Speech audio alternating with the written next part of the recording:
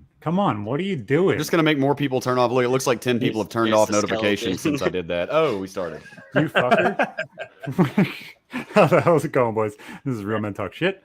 We got some big ass fucking announcements. We got James C. fucking Burns on. We got life fucking changing shit going on.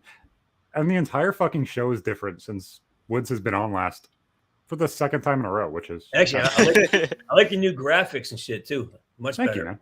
I like it. I worked my ass off on them. Me and all of our friends worked on it for a little bit and kind of got it together. You want something done right? Have Myth do it. Do it. Exactly. Yell at the young kid to do it, and it gets done. You don't understand how to do something? Kid, get on TikTok and take care of it. Yeah, it happens right away. Truly, find a kid on TikTok. Exactly. Push the kid towards TikTok, and hopefully things start. I was 2 minutes late for this call because I couldn't figure out how to select my microphone. So yeah, we can tell that you're guys. you're barely learning how to use the internet. Woods has better internet usage than you do. He knows about crypto. You fucking don't. We definitely have to get into that shit. But holy fucking shit. Josh, Myth, congratulations, you motherfuckers. We actually with iHeartRadio. For those who missed it. What's happening? What's going on? We signed with iHeartRadio this morning.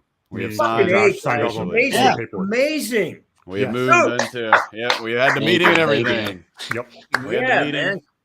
That's amazing. Forward with I love iHeart. that shit. Congratulations. Yep. Thank you, man. Great fucking feeling. It's a small step, but obviously we're going and shit's falling in place, and that feels fucking fantastic. Good validation. Myth is alive and not kicked off the internet. And Josh actually was able to make it and didn't break his toe this week. Nope. Everything's all good. These are victories. Own them.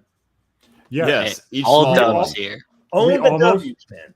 We almost have enough W's to equal Myth this week. He's gotten at least 10 to 15 titty pictures in the past 20 minutes. I've been tagging them at least 10 to 15 times. Yeah, but that's how we guys, incentivize him. Mostly guy pictures, guys' titties. Yeah, they're all Zach had all of our friends send titty pictures to me. It was disturbing, to say the least. So to break down the story, Myth told me yesterday. He's like, he just turned 20. I'm feeling fantastic because he's finally talking to this girl who streams on Twitch, who we're probably going to end up rating after the end of the show just to rib her a little bit. Hey. I was like, she sent you her titties, didn't she? Myth's like, no, I can't approve or deny this. I said, okay, I got you. I know how to get you to do your job now. So I told him I'm going to make him nice and happy before the show. I made sure every single one of our friends sent him nipple pictures right before the show started. Little did you know, I'm starting a tier list. I'm going to compare them on it. Exactly. Oh, wow. Next week will be all of our foreskins, and you'll be really, really excited. Oh, God. Count me out. I don't have one, actually, so I'd have to go find like a baby book or something. I don't either. I was about to say, we're going to have to go hunt that one down. I was going to take a picture off Google, one that was cut off, and send it to him. But thank you for making me ruin my joke. Now I know the plan. Now I know the plan. I'm going to pretend to know where mine is. How the hell have you been, Birds? How's everything been going, bud? Things are good, man. When's the last time we talked? About a year ago. Really? Come on. Yes, it's been almost a year. It's been. It can't be that long. 10 to 11 months.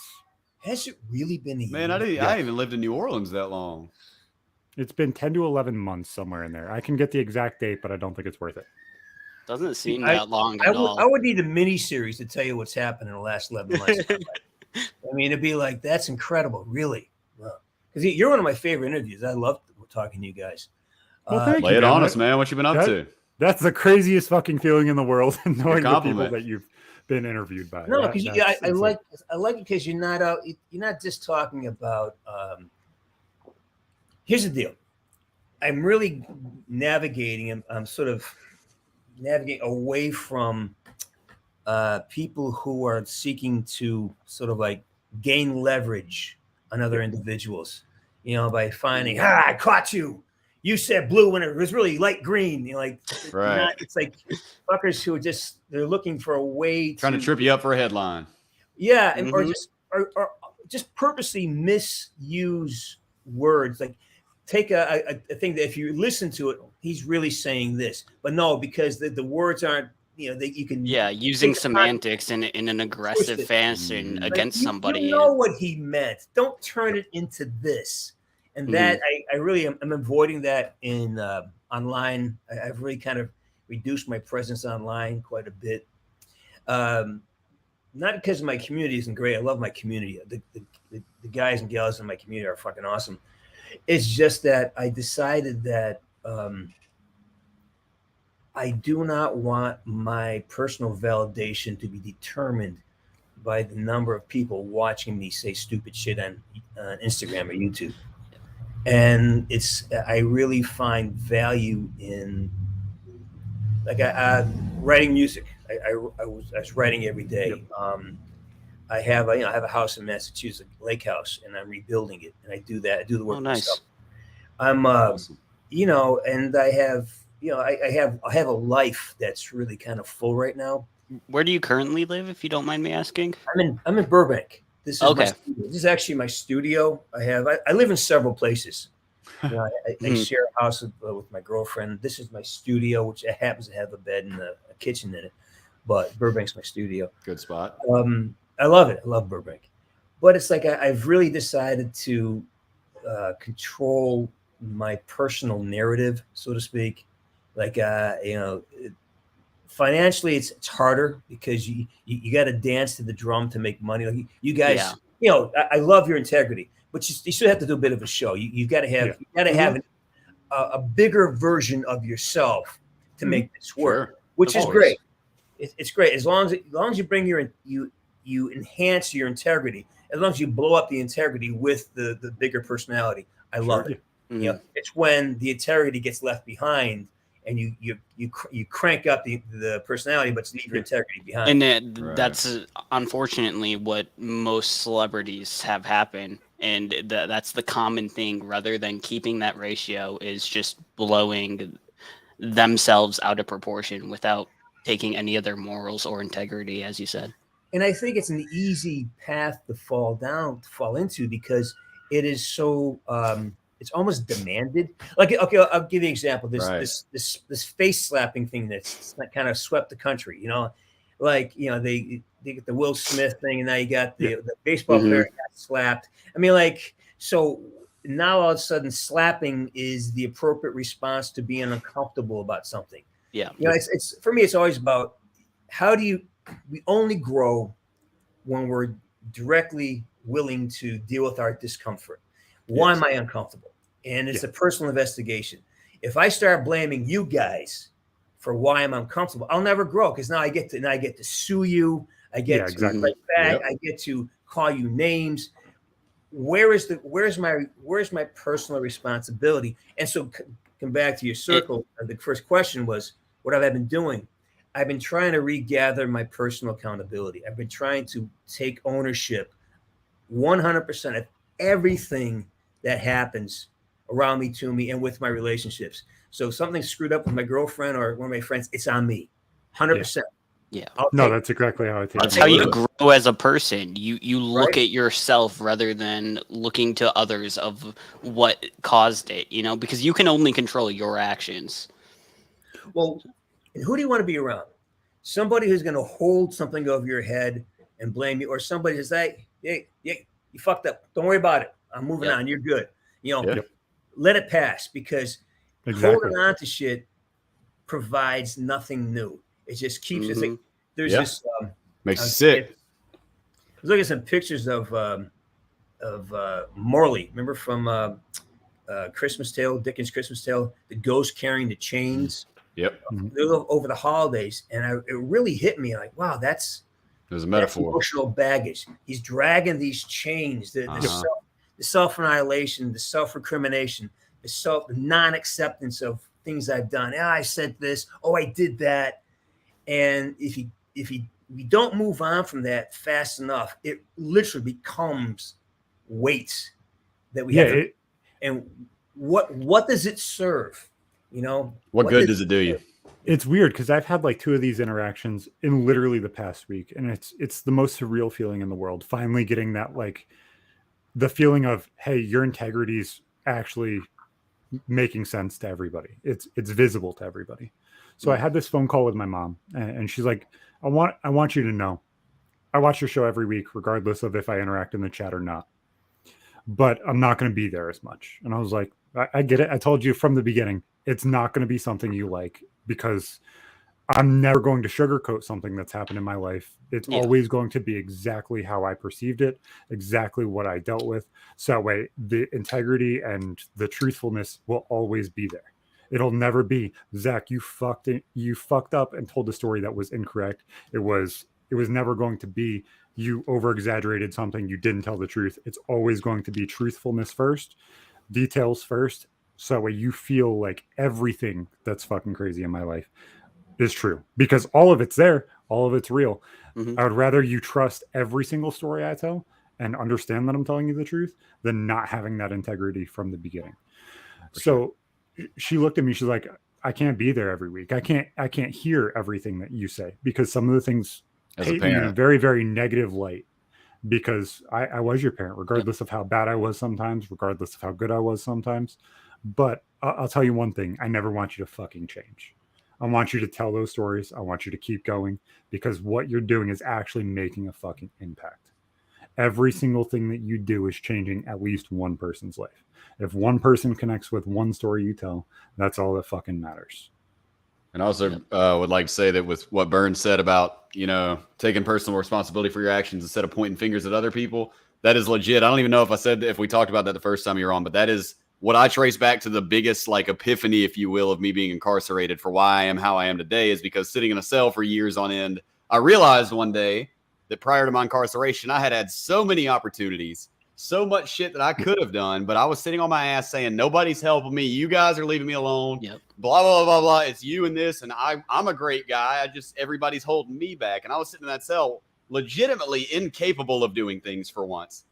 Truly now I don't have the option. And I saw how clearly I had the options then, and that I was blaming everybody and letting them hold me back through them not even doing anything.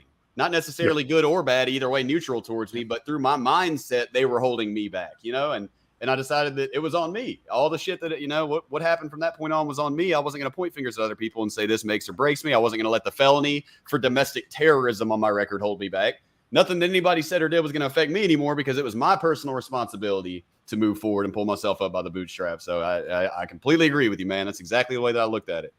Taking a lot of personal responsibility for my own actions and my integrity and what I could actually do to improve my life and the people around me. Unfortunately, personal responsibility seems to be something fading from the mainstream, from the Overton window of society. That most people are shifting the blame. You see it, especially on social media. It's massive to blame other people for actions, and in all reality, when you get down to it, you're the only one you can control.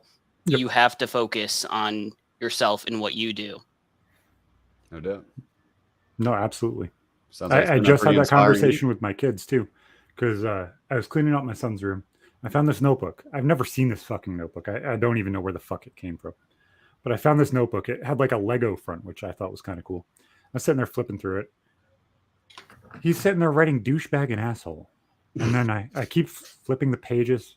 My kid's see that coming. He's 9. Fuck, kid. You shouldn't be saying this shit.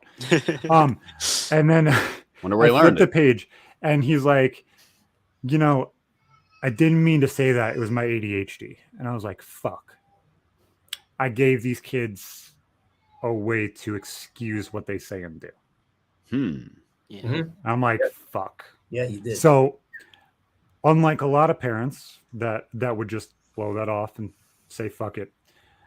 As soon as I found that, it was, okay, we're going to all have a conversation. We all have this problem. We're all going to learn that we don't use excuses. We actually sit here and say what's going on. We deal with a problem, and it's never, oh, my ADHD made me do this. Oh, this problem made me do this. It's You hold yourself accountable. You're the person, regardless of whatever problem happens or whatever you're diagnosed with for the rest of your life, you are still the person that enacts every single decision you make, whether it's something you say or something you do. It's not ADHD made me do this. It's not depression made me do that. It's still you. It's you as a person. It's you that made your decisions. It's you who said whatever thing. You're the person that's held accountable for the problems. It's not an excuse, right? Yeah. I All right. equivocate it to owning an automobile, right? If you know your car, leaks oil, then you gotta make sure you either fix the oil leak or you keep oil in it. If you know your car pulls to the left, you compensate for it. So once you know, like if I treat my body like a machine, or my psyche or my emotional life like a machine, if I know I have tendencies, now I'm responsible. Oh, I got this football. So what am I going to do with it? I can drop it or I can carry it. But now I know this about myself. I've become responsible to myself for this element. And unfortunately, with all this labeling of disorders, which many of are thoroughly true, I have many myself, but I also know that the minute I use that as a way to avoid responsibility for choices, either and Exactly. these happen so fast in my mind. These happen as like instantaneous choices I make. Oh shit, that I'm lacking. I just lacked integrity in that moment. I just said something that wasn't precisely online with us, or I was trying to gather some attention or gather some leverage. Leverage is a word I'm going to use a lot tonight because that's a word that I think is not used, but is pervasive in our blossoming world culture, not just the U.S. but throughout the world. Leverage. We're all seeking leverage. Oh, we are. Everybody is. Elevate ourselves. So whenever I get myself in a conversation, I got to check in and make sure that, am I trying to make myself be bigger than I am, or worse? Yeah. Am I trying to make myself be less than I am in the moment? Sometimes we do things for a false humility. Like, I can't shine so much. These people may be, oh God, and being somewhat visible, I find myself kind of not contributing to conversations because sometimes people know me. So I got to be careful not to withdraw too much because it's expected. People are giving me attention. They're expecting something back. It's a payment. What's our most valuable commodity that each human being has? The most important thing that time. It's the only our attention. It's what the world fights for. Every time, every ad, worth a lot of money. Our attention is what drives the universe. What we focus on, what we spend our time on, but what we focus on, it becomes reality. So if someone's giving me attention, they're paying me with something, there's an expectation in return that I'm going to return an acknowledgement. I remember when I signed my first autograph, I was playing hockey, and it's weird. Like I didn't understand, like, why do you want my autograph? And then I thought of it, and it bothered me for a long time. And then I was reading a lot of Zen at the time, and it occurred to me, no, they're not congratulating me. They want me to recognize their ability to recognize quality. They want to be seen. They want to be seen by me because they've attributed so much value to me that if I return it, if I say thank you, if I just say thank you, it allows on your coattails to an extent. It allows them to feel good about, hey, self-gratification from it. I recognize value. I see value in you. And for me to deny it denies them that. This is one of the things I discovered in my hiatus in the last 11 months is like, I had this habit I've had since I was young of not accepting people's love because they're not qualified. They're not good enough. They're not like it's like, oh, well, their love's not important because they're not X, Y, or Z, or, I think well, she's dumb. I can't let her love me. Like, what a defeating, self-defeating. It's, when I say these things, this is not a constant all day thing, but when it does happen, it throws off my momentum. I'd be going in a good place, but when I let one of these little moments of miscalculation or misunderstanding, or when I misunderstand the leverage here that I have, it throws my momentum off. And what's my motto?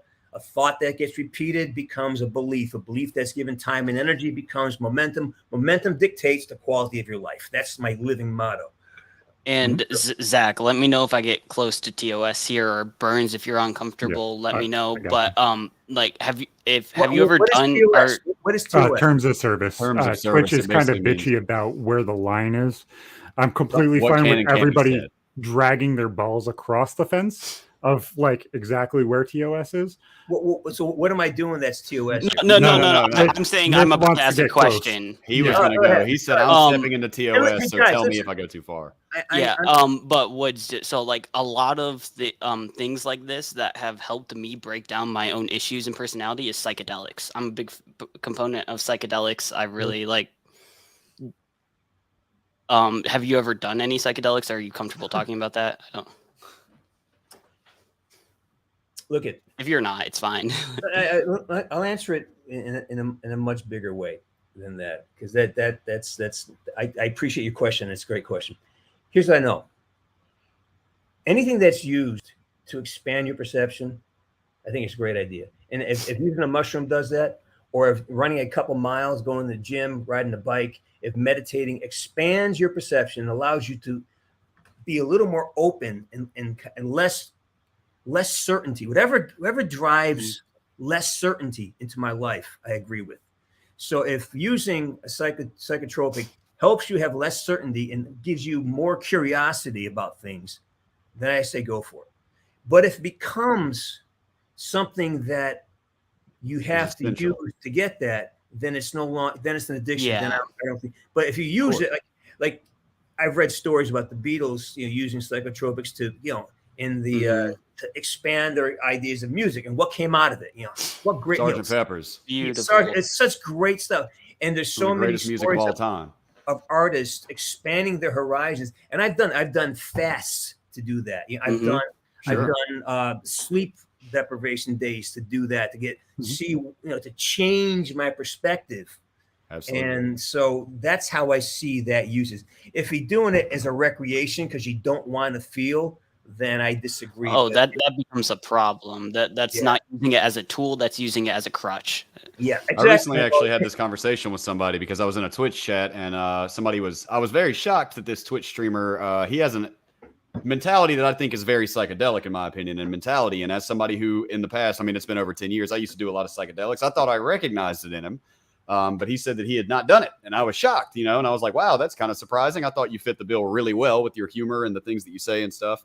And somebody in his chat was like, yeah, everybody talks about how it's so profound and all this, blah, blah, blah, blah. And it's not. It's all just, it's just the chemicals in your brain that, and any meaning you find in it is completely fake. And I actually had a debate with him. And what I'm getting to is exactly what James just said, because I said, who are you to say that because it was induced by chemicals you ate instead of, the chemical reactions of you seeing something or thinking about something, that it's somehow more or less real than any other experience.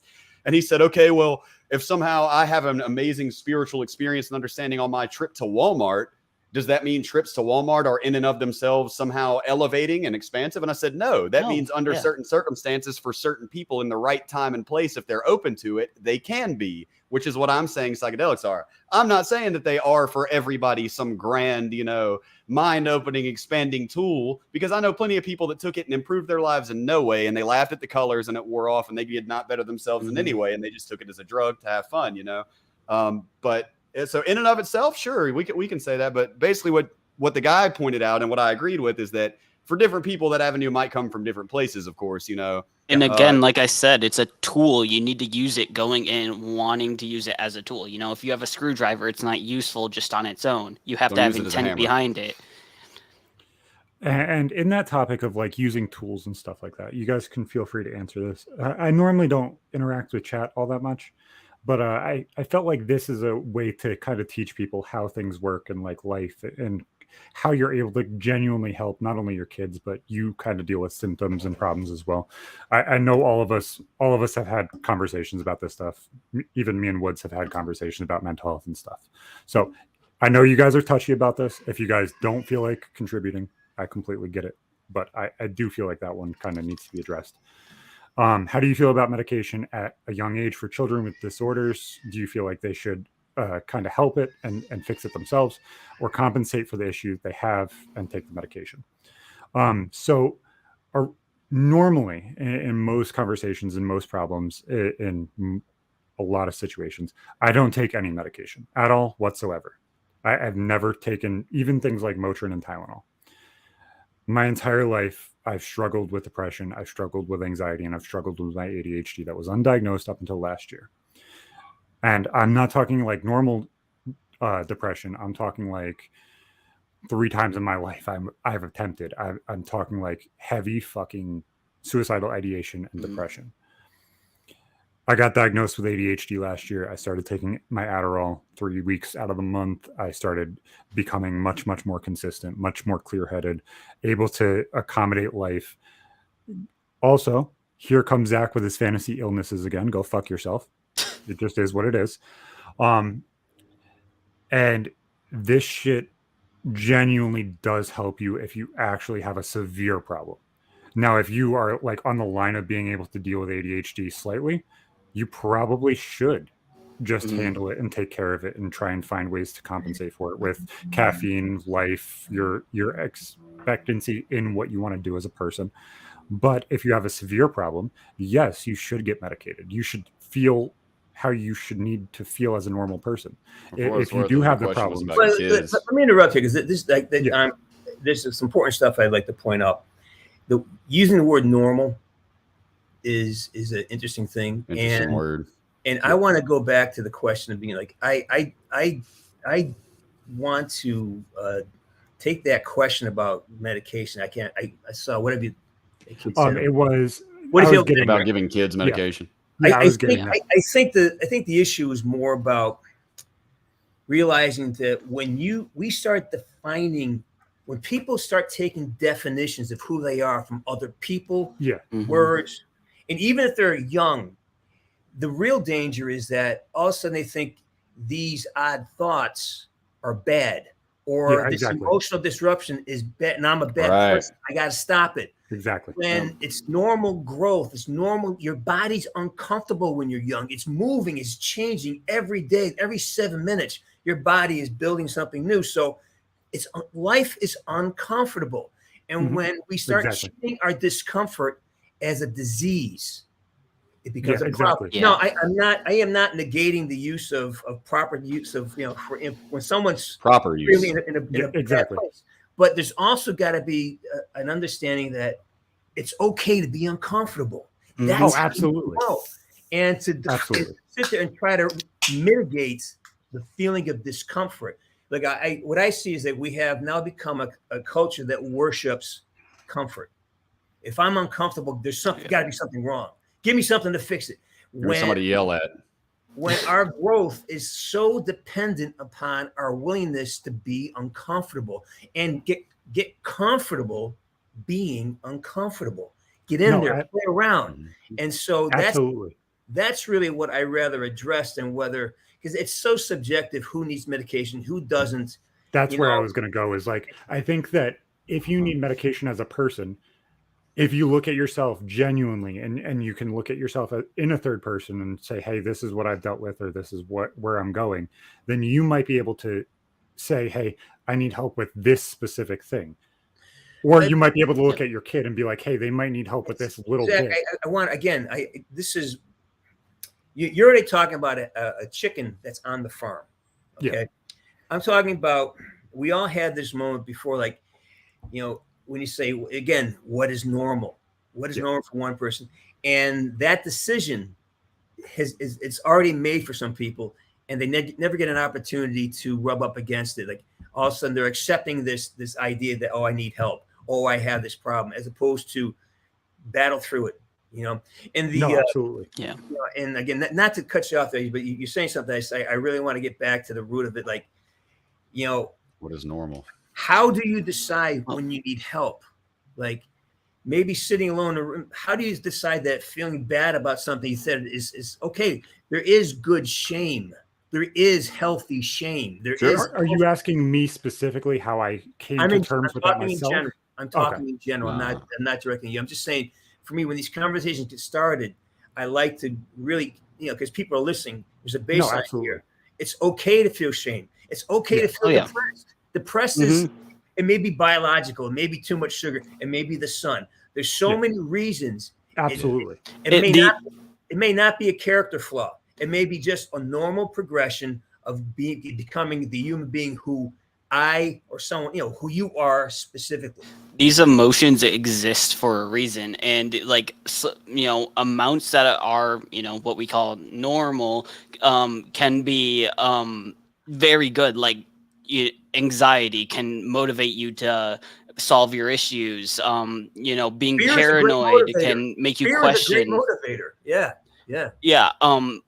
What happens, like, if you have suicidal ideation, which a lot of us have struggled with, that's when it becomes overbearing, and you're just you have these issues that you can't. There is an extreme amount that you at some point you need help with, but just having them in general isn't a negative thing, and people see it as that way. Sure. No, it should. You guys have both mentioned ideations, right? Yes, sure. Why? Like, what was it you're trying to achieve? Like, what is the outcome you're desiring? Can you think back now that you have some distance on it? I hope you don't get triggered.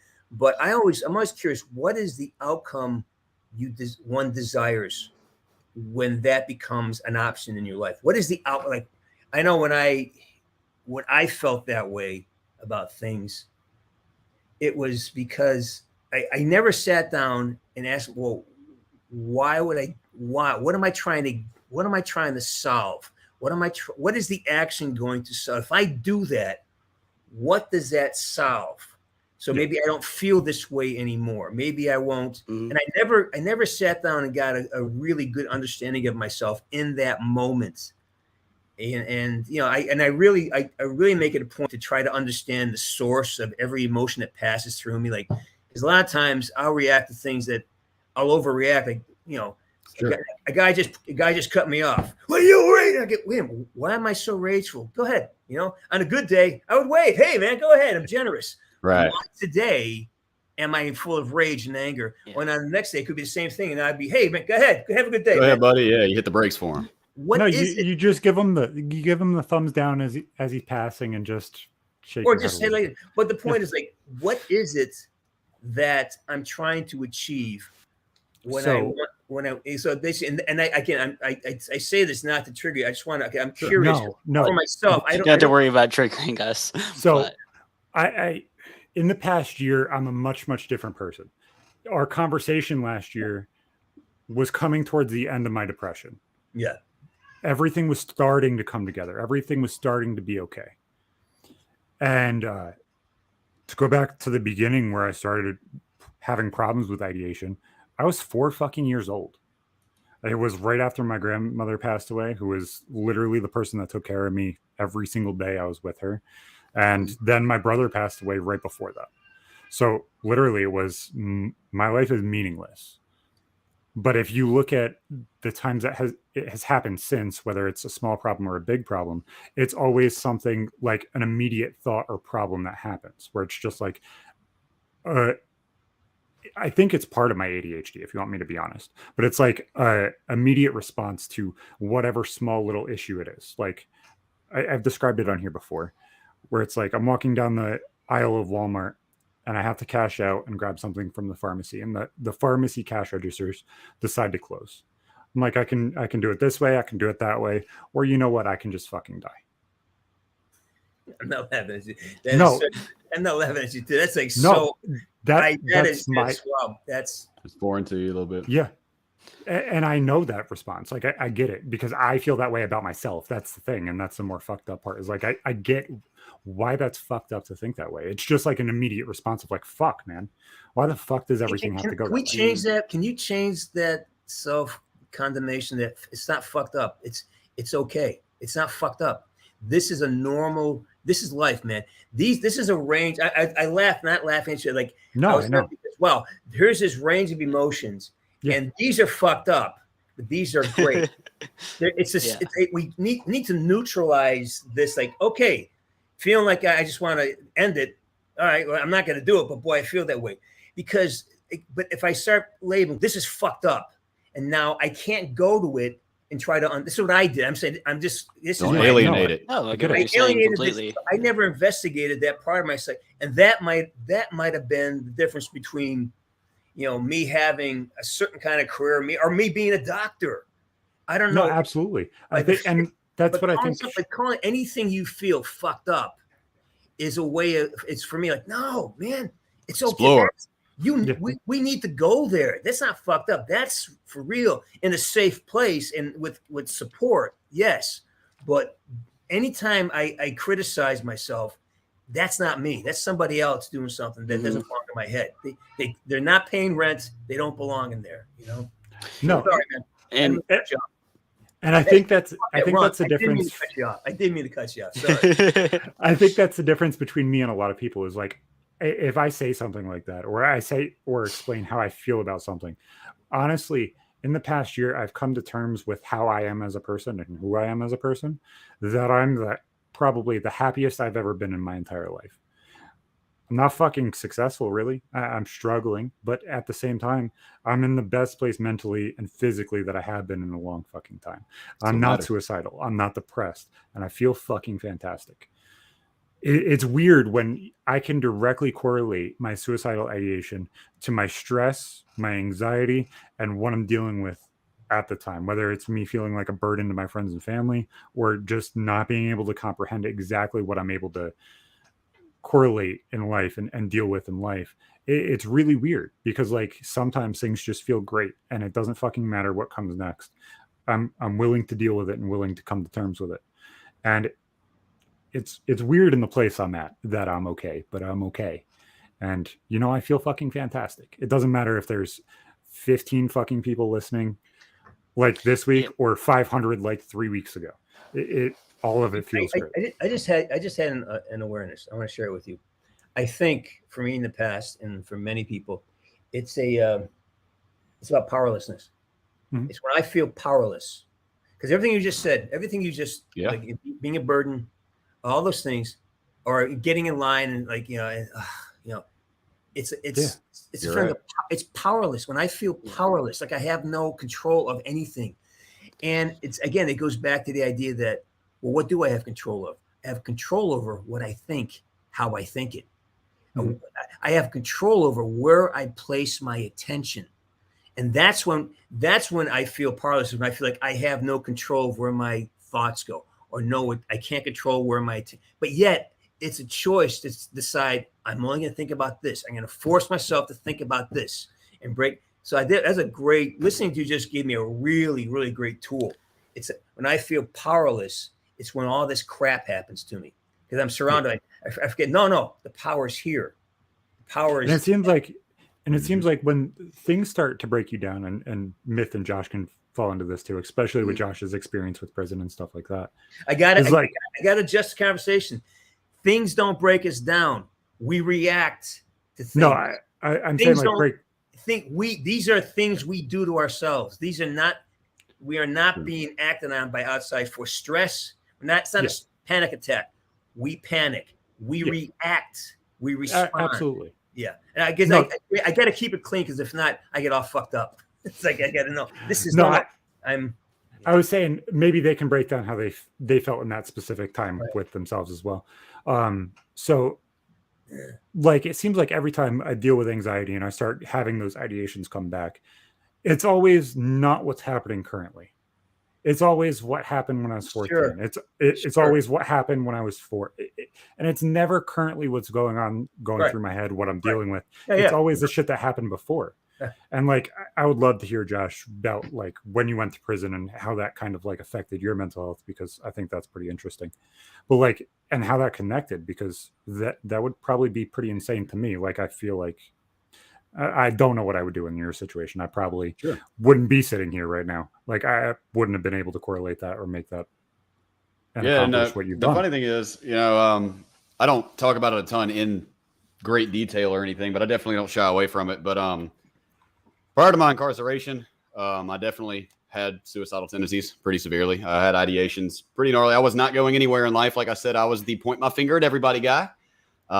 So that was, much like James said, I think that I felt super, super powerless. I felt like I could do nothing in life, climb up. Nothing that I did really mattered. And I guess that maybe that was the one thing I had control over. But needless to say, getting snatched up by the feds didn't help with my mental state, they don't give a fuck. You know, if you go in there and you tell them that you've struggled with suicidal tendencies, like I did, what they do is they remove your ability to hurt yourself. They don't care about your mental health at all. What they do is get you butt naked, hand you a small piece of fabric, and say that's your blanket, get in the cell. Exactly. They don't care about your mental health. They care about you not doing it so they don't get sued. So they shoved me in one of those rooms for 2 days or whatever until I got the drill. You don't say that you're, you know, having any mental health issues if you want to, you know, actually try and go, not just sit in a room by yourself all day. But I want to be honest, man. There were some times when I was in county jail where I was looking at the poison warning, you know, that they sold in the commissary, like looking for stuff that says, you know, do not consume. If consumed, immediately call poison center. Wondering about it, man. And I'm going to be totally honest, and this is probably not the healthiest approach, but it got me to where I am today. The one thing that kept me going for a little while was straight up 100% spite, because I was not going to let the feds win. They were not. They wanted me to do that. They would be thrilled. My prosecutor, and I say that and I mean it from the bottom of my heart, I know my prosecutor would have been a happy son of a bitch if I would have committed suicide in jail or prison. He would have said, hell yeah, job done, clean that up nicely. They're never going to know that he was not really going to do it. We look like heroes. He was clearly insane. It would have been his field day. And so that alone, I was like, I can't, you know, I have to get through this. I absolutely have to. By the time that I got to prison, it got a little more severe. Thankfully, I started, you know, when I got to prison, they had guitars there and you could actually like join a band and check out guitars and play. And that's what I started doing for 7 hours a day and focus on that until 2.5 years or so into my incarceration is when I kind of had that epiphany that I mentioned to Burns earlier about when I was like, wait a minute. I've been a piece of shit my whole life, pointing at everybody saying I'm great and you guys are holding me back, when really I was sucking holding them back, and mentally they were holding me back because they weren't responsible for me. And I was mentally making them responsible for me when I was a grown ass man that could have got up and done whatever he wanted. So thankfully that has carried me forward to today where, you know, now I have children and something a little bit bigger than myself. And also, you know, a spirituality that I once did not have. And I've moved far beyond that place. It is still very easy for me to remember. And to answer your question earlier, man, and this is going to sound like the most emo, like dramatic shit, but I think it's the most proper answer for most people, Burns. Whenever you said, you know, it's hard for you to imagine, you know, what is the result? But the result for me at that time was literally anything else. And I'm not saying that that's correct. I'm not saying, you know, the way that I saw it was not only was it's a form of empowerment. Sure. Yeah. And that's why I think that, you know, and I was infatuated. I was like, okay, not infatuated, maybe not the word. I was really into the 27 Club with these rock stars, you know, and of course I'm a huge Nirvana fan. And I was always like, you know, that's just the biggest fuck you, man. That's such a cool middle finger, is that, you know, he was a millionaire and a rock star and all this. And he got to the top and he said, peace out, you know, and flipped everybody off and killed himself. And I thought there was so much meaning and power behind that. And I didn't realize it until, honestly, this conversation, what James said is that I was always impressed, I guess, by his influence of power. You would have thought he was very beholden to the world with this wealth and this fame. But essentially he turned it on their heads, you know, and said, fuck you, and exerted his power over, I guess, his loss of control of life. But in my opinion, man, not only, and the first time that I really dealt with it, I attempted whenever I was right after I turned 15 years old. And it is absurd looking back that I thought that I had fallen in love. Okay. I'm a happily married man now with a baby and a baby on the way. I didn't know what the fuck love was. And every time somebody tried to tell me that, I didn't want to hear it. But it was not only that. I was having a lot of existential depression at the time. I had become an atheist recently at that point in my life. And everything was just kind of, I was letting it, as James very accurately pointing out, I was letting it break me down. You know, I was this girl and this, and I also had questions about just this existential depression about if life goes on or if there is something else. And so the way that I saw it was, this tidies everything up because I'm either going to have my questions answered or I no longer will have them. And that just seemed better to me for some reason. Yes, I love the way you self-monitor when you talk. I love how you listen to yourself. I've seen you several times now start down certain paths and you pull yourself back. I want to commend that. So I'm going to offer you something. You didn't let something affect you. You chose to affect yourself with it. It doesn't have that power. You used it in a way to hurt yourself. It's our choice how we take out, when we receive information, vibration, we can make a choice. The very same thing, the very same words can make me feel great or put me into a spiral. It depends on how I choose to use them and how I choose to define the source. So you know, if one person says, how much power does it have on me? It has zero power. Right. You know what I mean? The only power we have is the power we give it. So what we afford it. It's not like you let it happen. You chose to be affected that way. I chose to use this to feel good, or I'm using it to feel bad. And I'm gonna go spin back to the idea of love. If someone has said to you, instead of negating that, oh, you're just a dumb kid, you're not in love. Mm-hmm. You know what? Yep. Okay, what does love at 15 feel like for you? It was at that age, man. But that's It was the what best it I had. is, but it's real for that age. Yep. That's very real. For someone to negate that is Yeah, it sucked.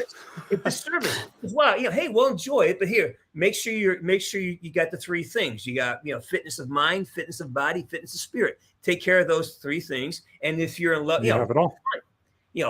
But often we hear this, you're not in love, focus on your school. Well, wait a minute. Yeah, I am. I'm feeling things I never felt before. I'm having these emotions. And back to you, Zach, when you say, well, this is fucked up. Nothing is fucked up to feel it.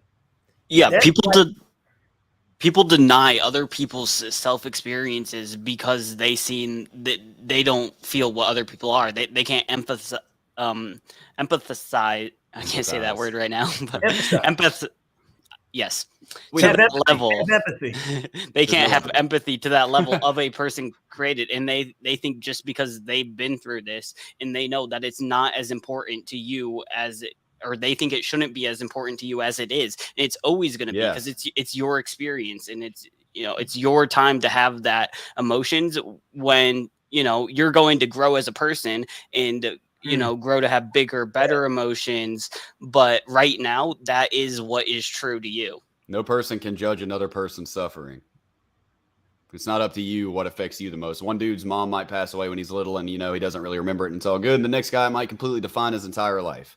It's not really up to me to say what other people are feeling, I agree with you, Mythids.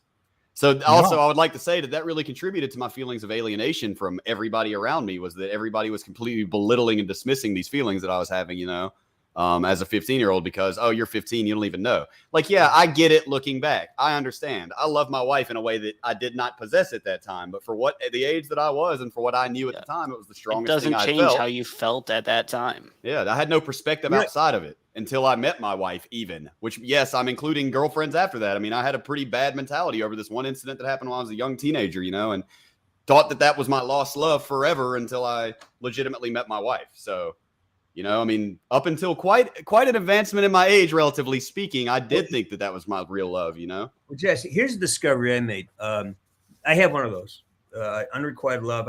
I had no communication skills. I couldn't put two sentences together when I was a kid. When I was 14. Like, I couldn't ask for anything. I didn't know how to communicate to anybody, not just girls.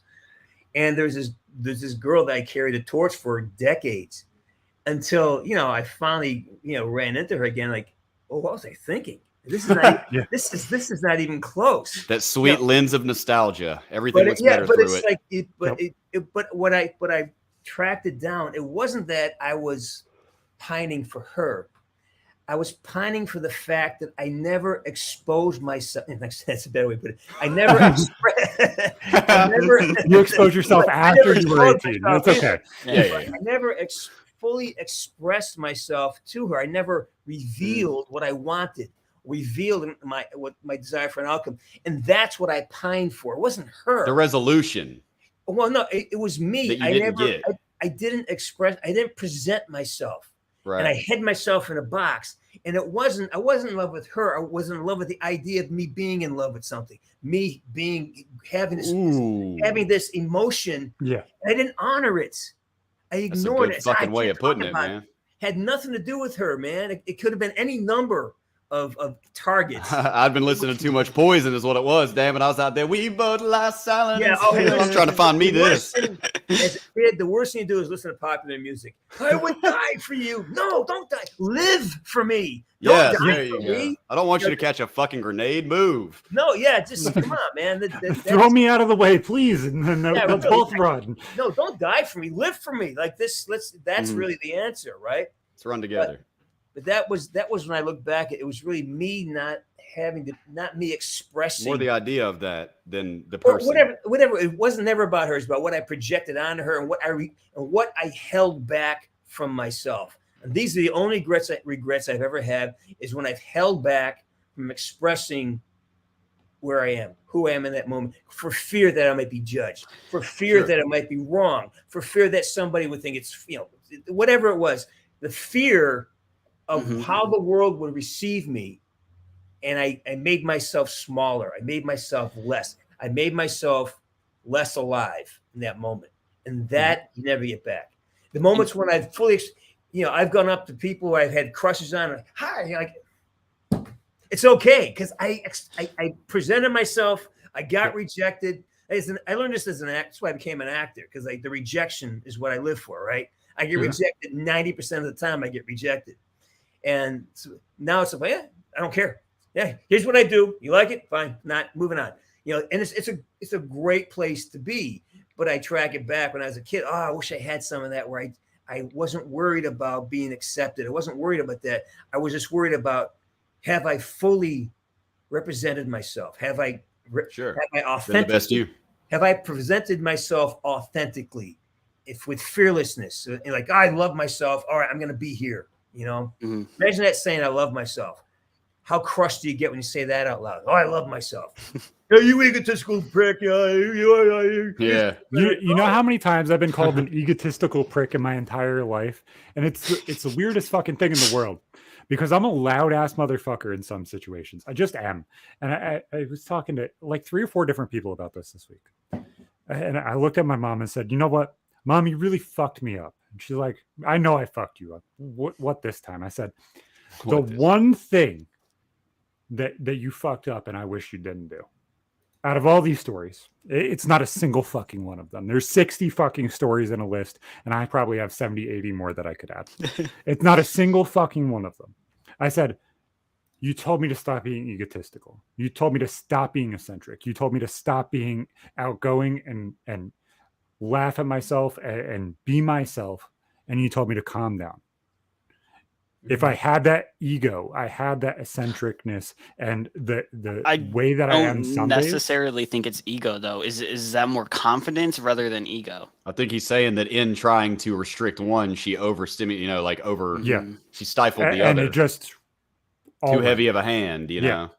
When you hear it every single day, snuff out the flame of creativity. Especially when it's your own mother, It just You don't want to piss off your parents or get on their nerves, of course. Or just have your mom say to you, how are you going to use that emotion? What are you going to do with that? Does it do good things for you, or does it do bad? Investigate that. Instead of asking you to investigate it and make a decision based on what the outcomes are, we're told not to investigate certain emotions. That these, feeling good about yourself, well, you can't do that because again, when someone doesn't feel good about themselves and they see you all happy and they, hey, you, stop being happy. Misery loves company. All right, Dad. And it wasn't even like, I don't even think it was like a super, super negative thing. And I told her, I was like, it's really funny. The one thing that you told me was bad about me, the one thing, is the thing I make money off of now, is my arrogance, is my whole eccentricness, is the person I am and how extremely arrogant and confident I am and who I am as a person is what I make money off of. And that, to me, that cliche, that it's just a fucking weird connection that just. Oh, Zach, I gotta challenge you on that, man. I think it's your empathy. I think it's your need to connect to people that makes you interesting to watch. You're not that arrogant. I know arrogant pricks. You have. No, I think he's using the word arrogance because that's what his mother used. I don't think that's a correct. I don't think that explains how you act. Actually, I think he's saying that what was labeled as that spark. That's how you generally are as a person. I just want to make that clear, because I don't see you. I see you as somebody who really is struggling to find yourself and actually being successful at it. But I think the struggle generates an ability to have empathy and the desire to truly connect to people. Listen, we wouldn't be here if you didn't want to have a connection. And that's exactly. And that's all everybody wants, is to connect. Right. And I think you're doing a good job of that. And I'll be honest with you, I really try to, when people start reliving that emotional disruption from a parent, to me, that's a sign of the trauma, of the emotional trauma, re-arising, because it's got to be transformed, man. I got to see that as my father. This is how the only way he knew to express love to me was through this raw, visceral, violent way. And I know, until I can get to that place where I can find good in everything, no matter how fucked up it seems, especially in my life. I got to look at my father. I can tell you stories about my father and it's fucked up, but the idea is that, I got to find good in that. And I keep telling the same stories over and over. I'm reinforcing that idea. Wait a minute, my father did a lot of more great things for me than he did bad, but I only focus. And who do I do that to as well? I do it to myself. I can score 500 goals, but what's the one goal I remember the one I missed? Yeah. I can't take credit for all the great shit. I fucked up that one line. Yeah, exactly.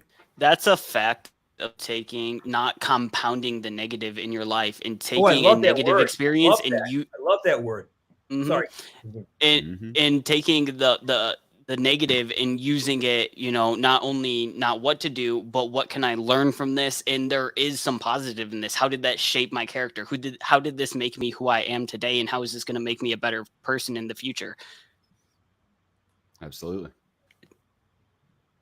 I agree with what Burns said earlier about how the negativity and the pain, man, that imbalance is where we find strength and growth, and to prepare you for future problems, because that's pretty much what life is a constant struggle and hopefully improving from it. You can completely look at everything that has been bad in your life and blame, how you are now or how you want to act negatively on those experiences. Or you can completely turn the other way and be like, this is what's made me a better person, and this is how I'm going to continue to get better. Absolutely. As an actor, I have come to a blessed place where there is no bad emotion. Even the ones that feel crappy are useful. Yep. Mm-hmm. So the idea for me is always to go back and say everything I went through is okay. Yep. It's what I did with it that's the problem. It's how I use it against myself.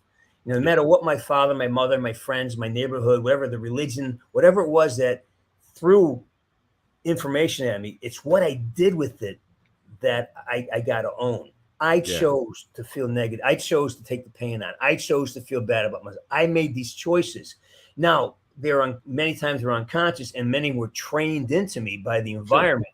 But I got to own it that nobody makes me feel anything. No one makes me think anything. Now I can be subjected to manipulations, but I'm choosing to follow. Like either I'm not looking at this, or I'm not being self-observant, and then I fall into an old trap. But there is nothing that is ever generated outside of myself. And even historically thinking, it's how I use the stimulus and what I did to myself with it, Absolutely. Yeah. And I also agree with what you said earlier about how you said that your father probably did more, good for you than bad, or that he did, because much in accordance with what Zach said earlier, like the way that your mom was towards you, that you said, my dad was like that too. I was a very, very loud, over the top, flamboyant kid. I mean, I was bouncing off the walls. I see videos of me, and I mean, dude, it was always some costumes and some hollering and some running around. I was a super loud kid, and I was really, really dramatic, and I liked acting and stuff. And I do have memories of my childhood, a lot of it, man, of my dad really stifling that, man, and telling me shut the hell up, and quit hollering and sit down somewhere, and why do you have to be so weird and stuff, until yes, by the time that I was a teenager, I was pretty jaded, in response to that, and a fairly quiet guy, et cetera. I mean, don't get me wrong. I wasn't wearing trench coats to school, FBI. But, or was I? No, I'm just kidding. But then, later in life when I was locked up and I had these experiences that I was thinking about, I stopped seeing, my dad yelling at me, or, the issues that we'd had and the fights that we'd had in the multiple years we'd gone without speaking at different times and stuff like that. And I started thinking more about the fact that he was going away working for 3 weeks at a time, and I wouldn't even see him, because our lights were on and we had food in the fridge and I had clothes on my back. And once I was a functioning adult, I look back and I'm like, you literally can't imagine the things that your parents did for you, But I defined 100%. My life for so long on this incredibly small percentage of negative things, which is not to say that they're not significant, of course, but proportionate to the good that he had done for me, teaching me how to throw a ball or throw a fist or ride a bike, or use tools, or the blessing of having a father to begin with that many people don't even get, you know what I'm saying? And here I was hung up on these few minor things that, had affected, and in so doing, I forgave him essentially. And when I had that moment, I forgave everybody that had ever done anything wrong to me. And I said, everybody in this bitch is just doing the best that they can with what they've got. I got to stop holding all this shit against everybody. And that's whenever I started hoping that people would do the same for me. And thankfully, since I've been out of prison, I've rebuilt all of my relationships with all of my family members on great terms now that I thought I'd permanently burnt when I was strung out on drugs. And completely did just like James did. I focused more at, James keeps talking about how you look at it like this or you look at it like this. I don't know if I've ever talked about this on the podcast, but one time under the extreme influence of psychedelics, I experienced what they call ego death. And it is essentially realizing that everything in the universe is simply just straight up one thing. It's going to be super hard to describe. And that anything that you're seeing other than that is basically just a mirage. All it is just vibrating points of energy, right? I mean, that's the physical term, whatever you want to call it. But either way, one of the revelations that I had in this everything is one was that hot and cold are not opposites. They're the same thing. It's just temperature. You're looking at different ends of one spectrum. It's the same thing. They're completely linked. It just depends on where you are on this point and how you're looking at it. You know what I'm saying? Relative to this shit ain't hot. Relative to this ain't cold. There is no hot or cold. It feels That's the same. just a measurement, sort of. You know, it's just they're inherently it's a linked. tool that humans use in order to communicate. And Right, exactly. They're not opposites in any way. They're different ends of one spectrum, you know, and therefore the two things are actually just one.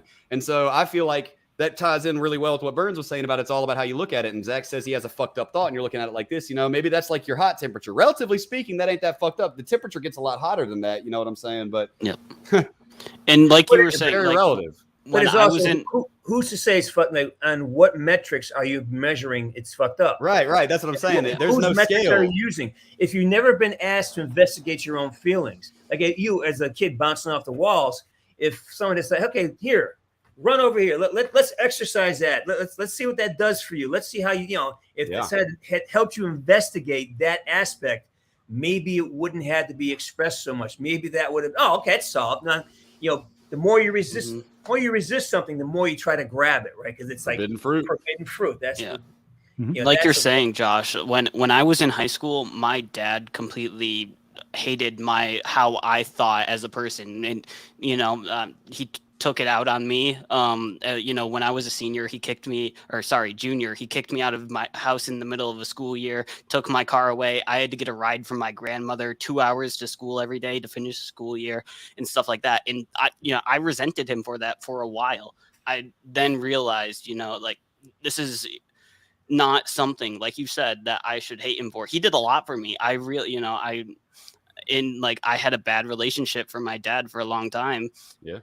But I've completely forgiven him. We're human, man. Get together now, and exactly like you we said, all fuck up we look now at and our then. parents like they know what's going on, and in all reality, exactly.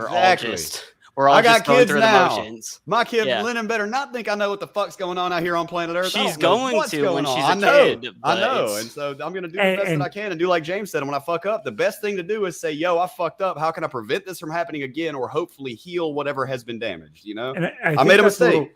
I think that's a little bit different. James didn't say that. James, is that what you say? No, James is eradicating the word I fucked up. I'm trying to get to a point where I'm saying, I want to look at what I did. Let's make this better. I'll look at what I did. I want to look at the outcomes, the effects of it. Did it make things better? Did I feel better or worse?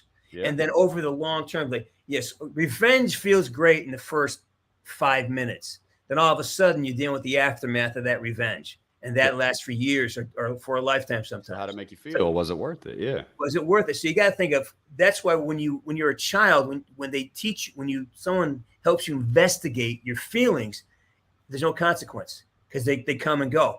But as an adult, when you keep pushing these ideas, trying to investigate these feelings, see who you are in that, what is this vibration I'm feeling? How do I express it? What are the outcomes if I do left or right? So the fear that I have is to call anything fucked up is going to re-trigger the personal judgment that is denying me understanding of where I am and who I am and what I'm trying to do. Now you got to have a governor on that. I can't go out, what's going to feel like to shoot somebody? No, right? Yeah. No. That's not what I'm saying. What I'm saying is that understand to think longer thoughts and say, well, okay, what are the consequences of me following this particular emotional eruption? What are if I respond this way, and it's me responding, it's not somebody else, it's not that guy in the car next to me who's just driving in the lane. It's me, me drawing on all my history and all these things that are unresolved and applying them to this circumstance where they have no business being there. Absolutely. So whenever I hear someone say, call themselves something fucked, it's nothing fucked up about you at all.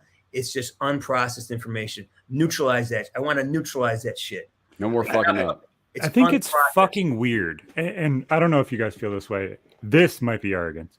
Is it feels like there are less people having deep thoughts and like looking at things from a third perspective and looking at things in deeper than face value than what everybody perceives. Like, I don't know if that's just myself being very, very selfish and very, very, I'm the center of my own world.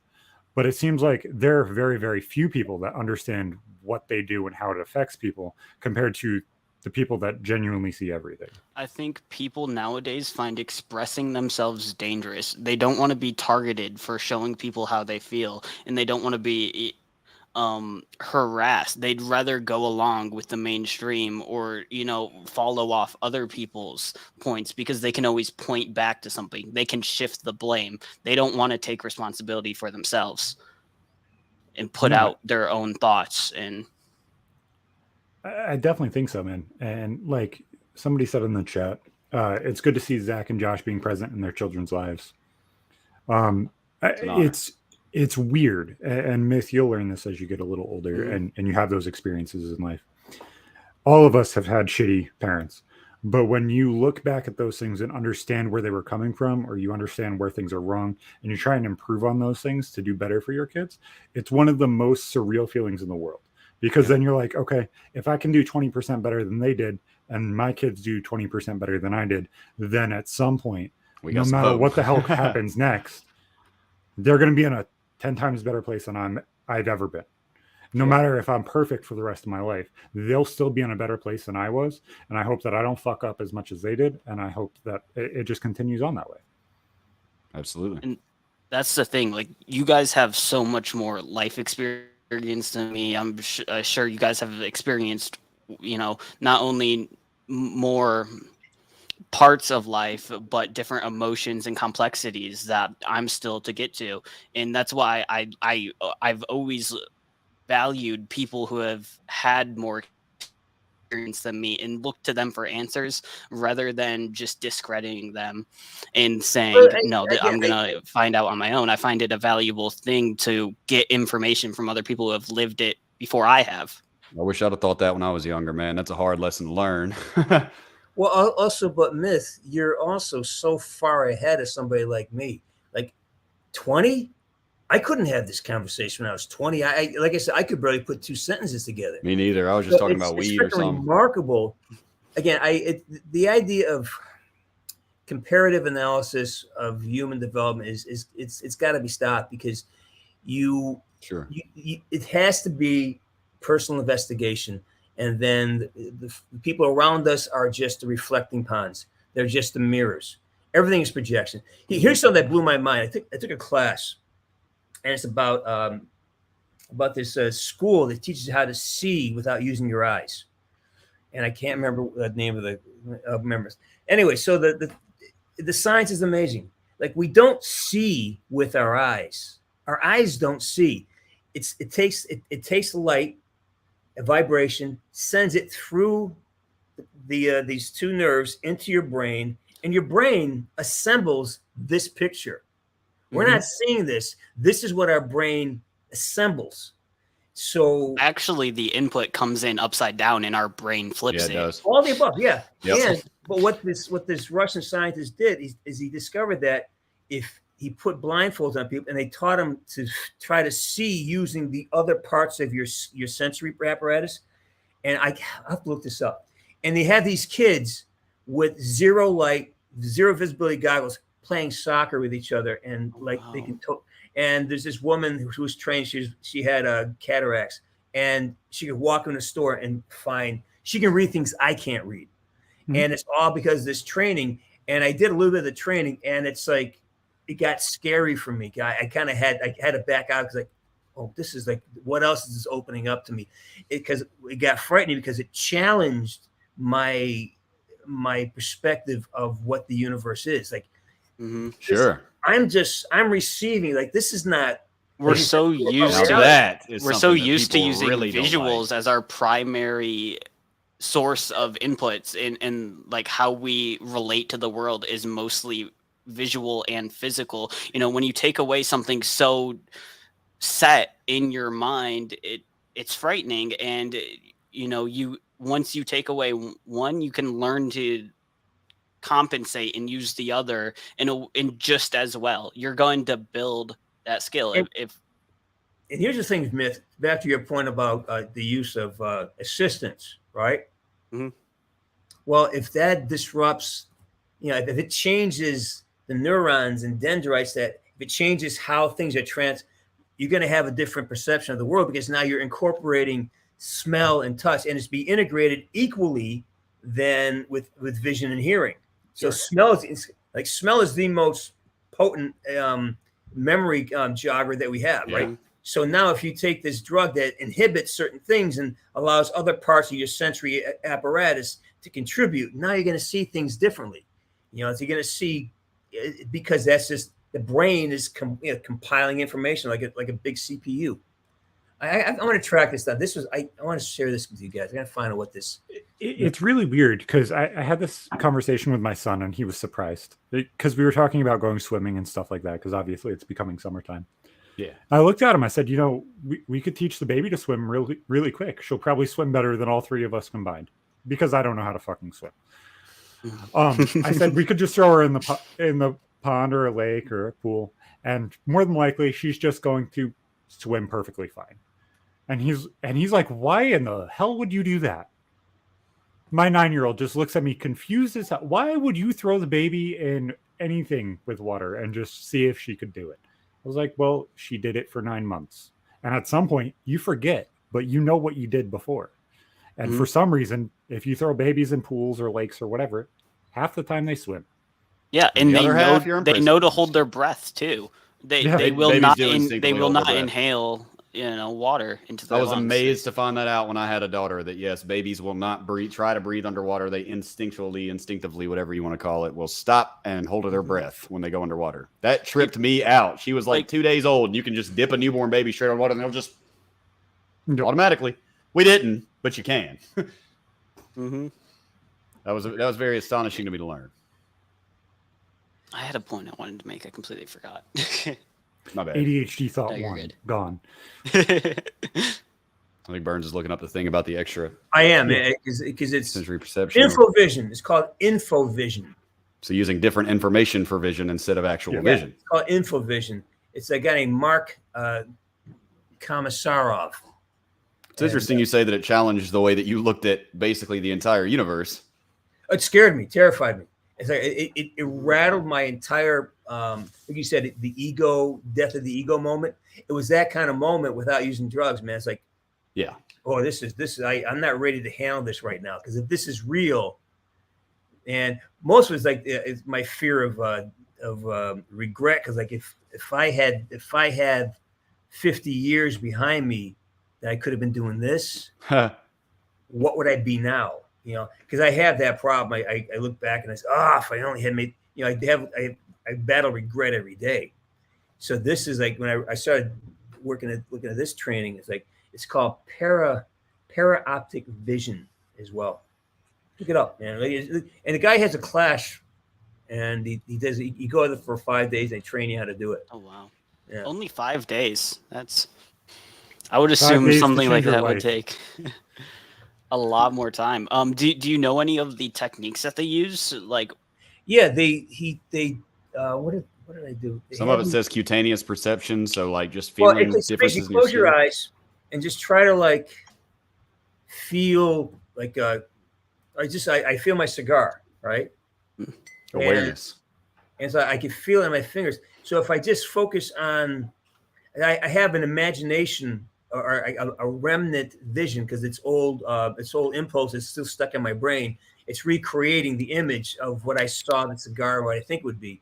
But if I kind of breathe through that and now just feel, You can feel the weight of it, the dimensions a little bit, Yeah, how it interacts with the air around I it. have a very small image, it's almost like a very ghost-like image of what my fingers. I mean, it's just something that I didn't practice enough because it got too Far out. and that's Another thing, like, have you guys ever seen the the most quiet room in existence? It's just a ton of sound foaming. Like, you can hear your own organs when you're in this room. Oh my God. And the most somebody has lasted in it is like half an hour before going, like, just having to leave, because it's such a break from normal that it just absolutely horrifies Such a perspective people. shift. Like, It's a different most reality. people, most people can't stay in there for more than 5 minutes. It wouldn't work for me. It just wouldn't. I was in a, I would I'm not struggle going to so hard. underestimate it. I can't imagine it. So it's probably Yeah. scarier than I think it is. I was up in Nova Scotia, and I took a ride in a coal mine. They had the coal mine that's like 4 feet high, and they had this tractor that you get in. You kind of sit back like this, and it takes you down under, and zero light, and the tractor, and the machine stops and it shuts off. And again, it's a freak out moment for me. Like, I'm claustrophobic as hell. Yeah. And I was like, I gotta go. Get me the fuck out of here. Just get me out of here. And because the dead silence, like all the stimulus I'm so used to having stopped, and it's like I kind of lost who I kind of vanished again. It's like, oh shit! As if my body was disintegrated. Because all impressions are what help me define who I am. The constant flow of impressions. What I think about this. Sure. And removing the impressions, removing the impulse, all the vibration stimulus, like you said, I was not only hearing my heartbeat, I was hearing the two people, their heartbeats as well, and the breath sound like cannon fire. It's so amplified. It's just again, I didn't handle it well. I'm not ready for this. I want to come back do this again, but when I have more understanding of I need to peel a few layers away. It's a Pandora's box, I would imagine. Opening that for exploration. Even not only being in like complete silence like that, but just like living normal life. Like, a lot of people, including myself, like a lot of times I'm just walking around with background noise on. Like, I'll have my phone on YouTube or TV on somewhere. A lot of people do that just to somewhat have something to default on, rather than just being stuck with yourself and your own thoughts. Kind of an anchor back to the world, huh? If you will. Mm-hmm. Well, I do that too. Like, I always try and I don't want to say improve myself as a person, but like I try and explore thought. So if something political is going on, I will listen to both sides, like the most extreme points of view that you possibly can, and just try and like come to the center and come up with my own opinion on it. But like, listen to both sides and understand where they're coming from. And if I can't understand where they're coming from on either side, then obviously they're the fringe and they're the one who's kind of fucked up. And I kind of center myself that way, or I'll listen to documentaries and kind of explore what's going on history wise, and like always try and improve my knowledge and try and improve my thought and try and improve who I am as a person. So that way I can become a better parent. So that way I can become a better entertainer and a better person and all. Because if you don't inform yourself, if you don't try and explore yourself as a human or your thought, then you're not really doing very much for yourself, let alone the people around you. Sure. No growth. I agree. Definitely. Can't listen to podcasts anymore, though. Once they start growing and they start doing something, you just end up ripping off everybody. Yeah, a bunch of scammers and copycats. I'm You're interested to learn more into that para-optic thing. I'm about to Google that some more when we get done. I remember last time we talked about this woods. That's a backwood, right? He's a backwood. Yeah, so you still chew the backwoods. You don't smoke them, do you? Right, if I remember. I think I smoked one once 20 years ago. Yeah. Just like to chew on it. Yeah. I also think I noticed during our last episode, maybe Myth caught it or somebody. I didn't catch it the first time around, but I'm pretty sure he took a swig of straight vodka right in the middle of the podcast. And somehow I didn't notice it. But later on, they were like, "Did you notice that?" Or did you have like a glass water bottle or something? I only drink water out of glass bottles. Oh, okay. I was working on a job, and I had this really. I collect glass bottles for water, and one of us has like. I'll get it for you. Hang on.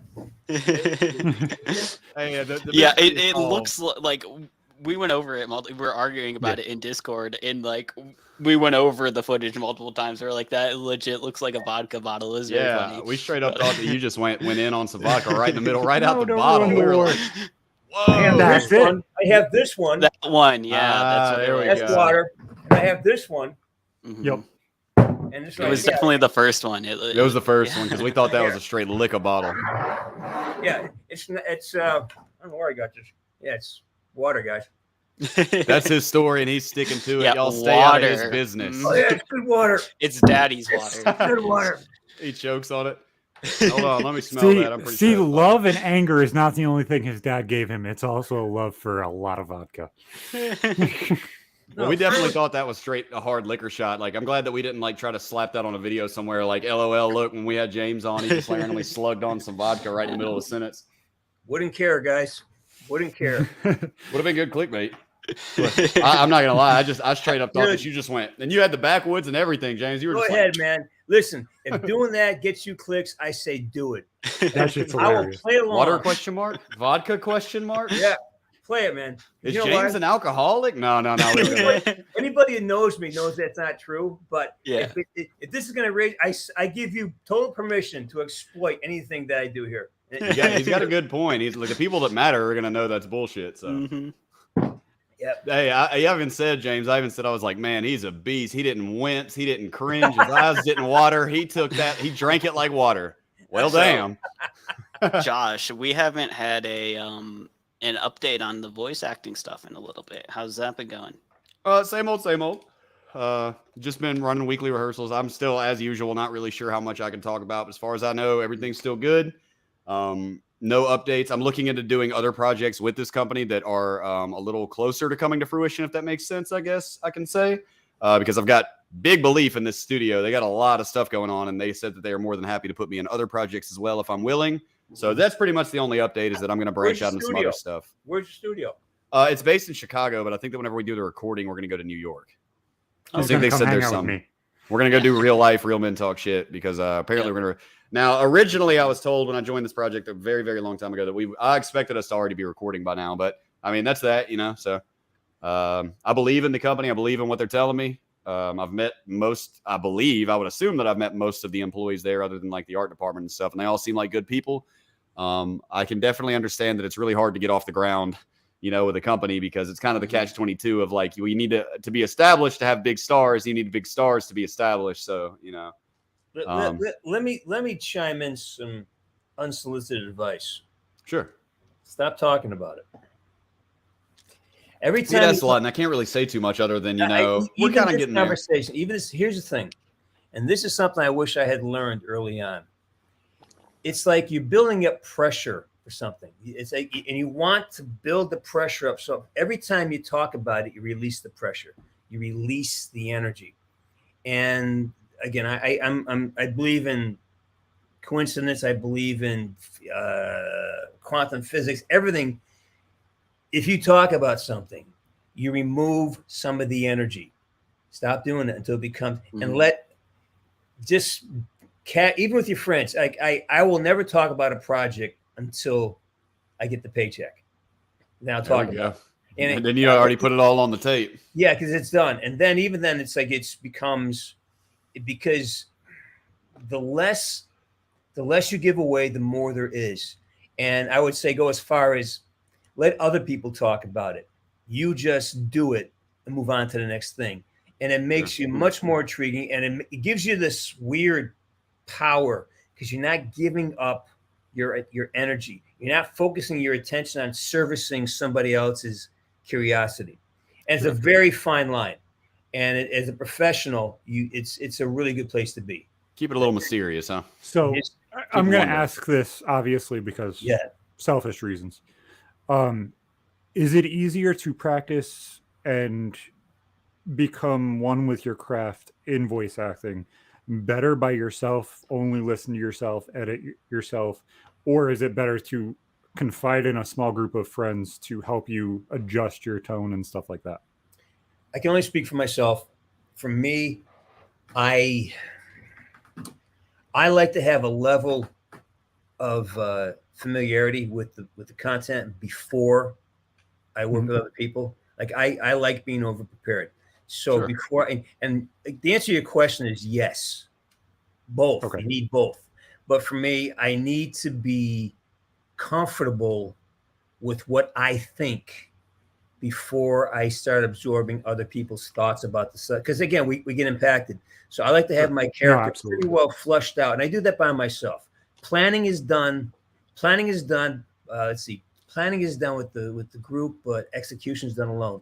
So the idea is that I like to have my character pretty well flushed out. Here's what I want. Here's how I think. Here's what I think is unique and authentic to me. And then I bring it into the audition or bring it into the rehearsal. Then I talk to the director. And then if they love what I'm doing, great. If they want some tweaks and modifications. But if I don't have a firm idea, they have nothing to work with. So No, I gotta absolutely. bring in Yeah. my authentic version of Bring it in raw and let them forge the steel, I guess. Now, when you are practicing, whether it's dialect, cadence, whatever you're trying to like zero in on, is that easier to mirror somebody else's character and voice acting so that way you learn the cadence and how they speak and like what you're trying to resemble, or is it easier to come up with something yourself and then work backwards?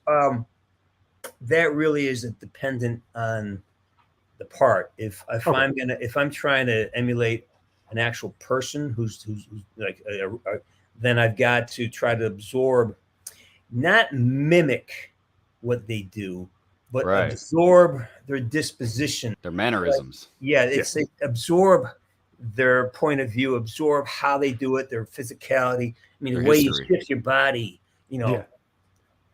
change that. So learn, kind of see what the physicality is, try to understand the way they think, how they, all right. There's this whole thing that's done. Dialect is about class distinction. So you got to have all these things going at once. So yeah, but that's for when you try and interpret an existing human being and mimic that.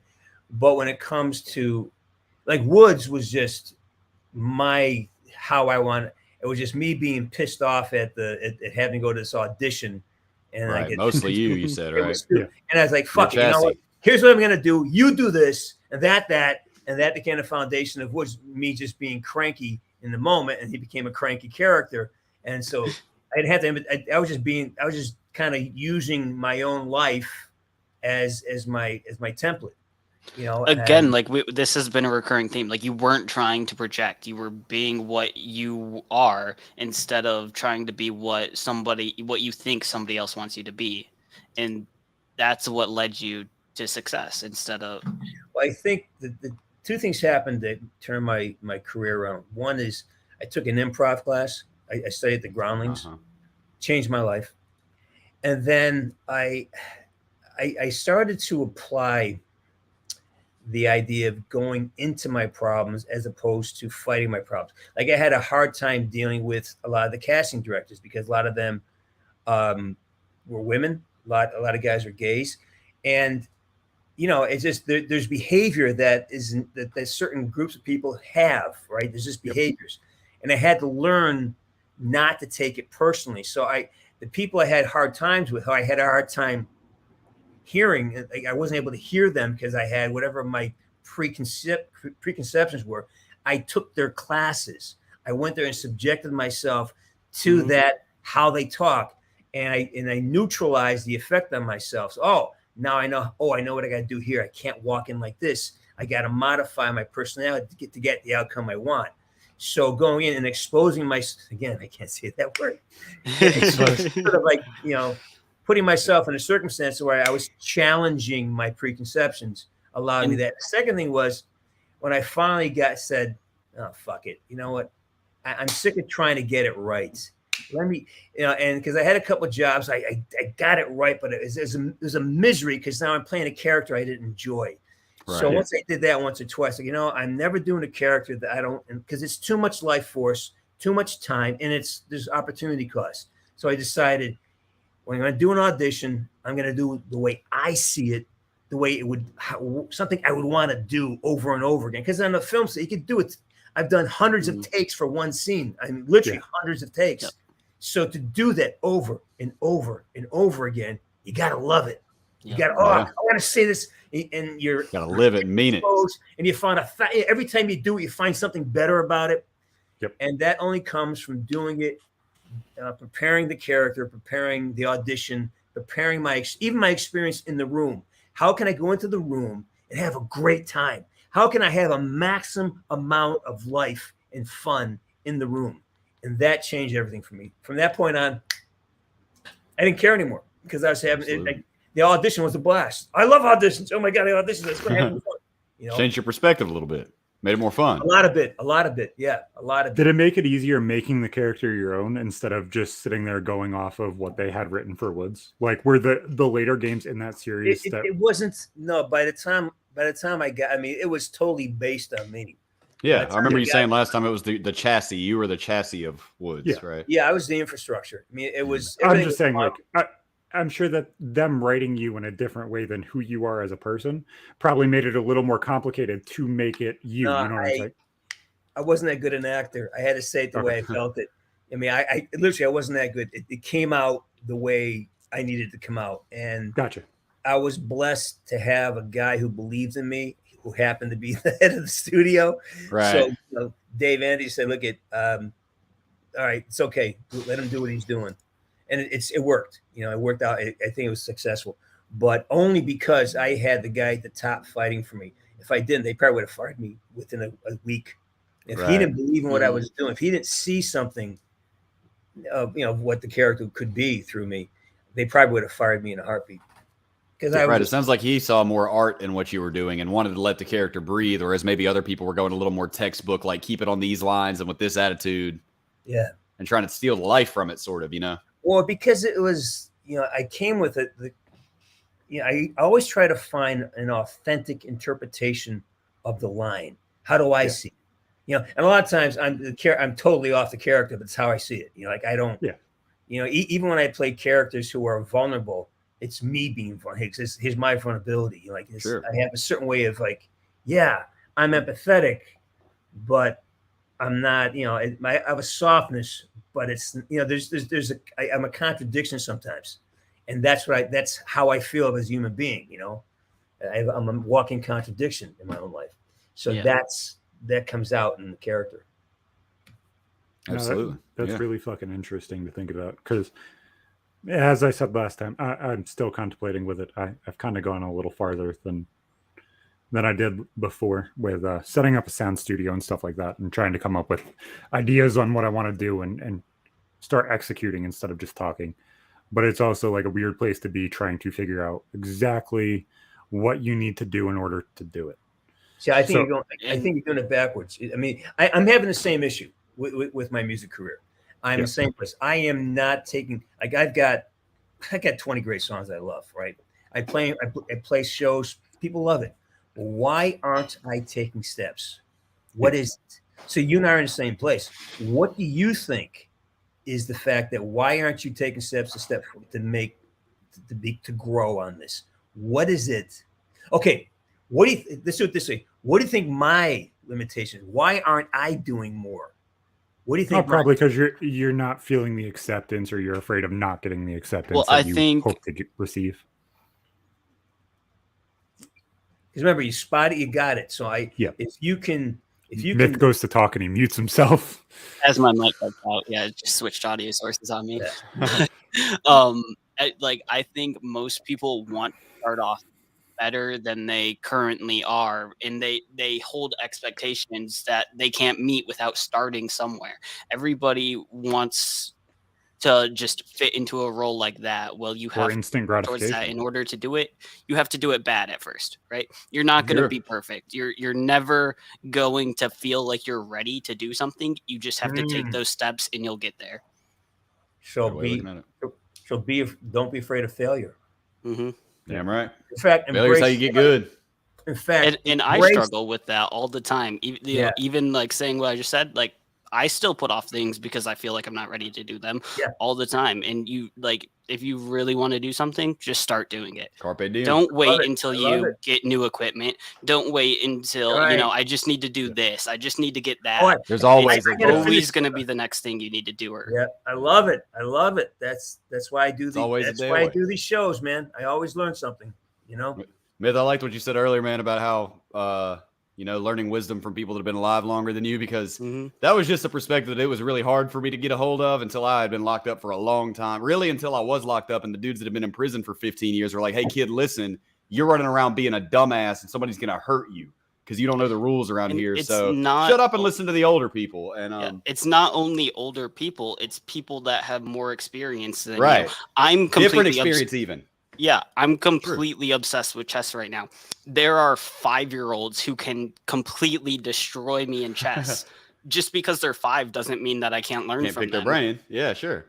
I was also when I was having that kind of realization that like, man, in the past few years, I was thinking about it not long ago. The past few years, I've grown so much, experienced so much that when I was 20, like I had no idea that I could have imagined, or 19 is specifically what I normally think back to because it was the before, if you will. And I was like, man, I've grown so much. And in these years, I've learned so much, and I feel like I've obtained so much wisdom. And then I was thinking like, man, imagine 30 years from now, 50 years from now, man, I'll have so much wisdom under my belt. It'll be crazy. I'll have all these life experiences. And then I was also thinking, I was like, now imagine I make it to 80 years old. Damn, I can't even fathom the wisdom. That's, damn near triple what I've got. I'm going to like have all this leveling up wisdom, your all these RuneScape experiences. account. Yes, but it will also be when people stop taking me seriously and they stop listening to what I say and they completely think that I'm getting on their nerves with all my old stories and they're going to disrespect what I say and not think that I know what I'm talking about and think that I'm senile, when in reality, the older that a person is, the more respect that they should typically, I mean, obviously there's going to be senile people that are, not capable of that much wisdom and wealth, that's beyond their means. But in general, it's just kind of crazy to me that like, it seems like almost the more wisdom that you gain throughout life, the less general respect the public has for you. It's crazy. So after that, I was like, I'm about to call my grandpa. Is pretty much what I thought after that. After that little phrase, I was like, I need to call my granddaddy and tell him I love him, and ask him for some stories or something because I actually recently just did saw that. a text or a tweet that said, "And when an old man dies, a library burns down." And I thought that was a great text. Josh, don't discount the fact that it is difficult to gain personal responsibility. It's nothing in the world encourages it. In fact, the opposite is being encouraged. Like let it be. It's not about you. It's someone else's problem. So you're not rarely are you encouraged to take responsibility for yourself, or at least the understanding that, okay, I am generating my own feelings. I am generating my own thoughts. I am the source of everything I experience. It's not about saying, well, you did this. It's not about that. It's like, can I take responsibility? And it's not, you can't fake this shit. You can't act as if you're being in the language, and the tell is the language that we use. That we kind of fake the language sometimes, like I said about you. And you say, well, I let that affect, these things happen to me. No, I chose to interpret it this way. I didn't let worst case scenario because I didn't let it happen to me. I chose to interpret this way, and that level of personal, it's impeccability. That level of personal scrutiny is so difficult to sustain, and it takes a lot of energy and practice. And even that practice, the momentum, it can fall off and it can become part of your ego. Oh, look how wise I have become. Sure, exactly. And that's when most older people get less interesting, because we assume we know. The most interesting people I know who are farther down the road than I am are the ones who are the most curious. They have more questions. The older they get, the more questions they have, and that perspective. I started a new career. I have a whole new career I started. That's kind of outside the acting industry, and what's making me successful. Oddly, my skill set is exactly this constant questioning. I ask questions, and I'm not afraid of appearing ignorant. I'm not afraid of not knowing, because I explain it. I don't know. Yeah. I explain it to them. People struggle with that. Just saying, I don't know what that means. Mm-hmm. Okay, you're using jargon from your industry, but can you break that down to a much simpler format? Put it in layman's terms, yeah. And the thing is, when you do it and you don't give up your personal power, when I don't allow myself to feel inferior, I hold my explain it to me. What do you mean by that? And another thing is, people assume ignorance of topics that relates to people being like, people will think because you don't know what they know that they're stupid. Right. Well, they I might hate be that. I know. Oh my God. Skilled in another topic. Yeah.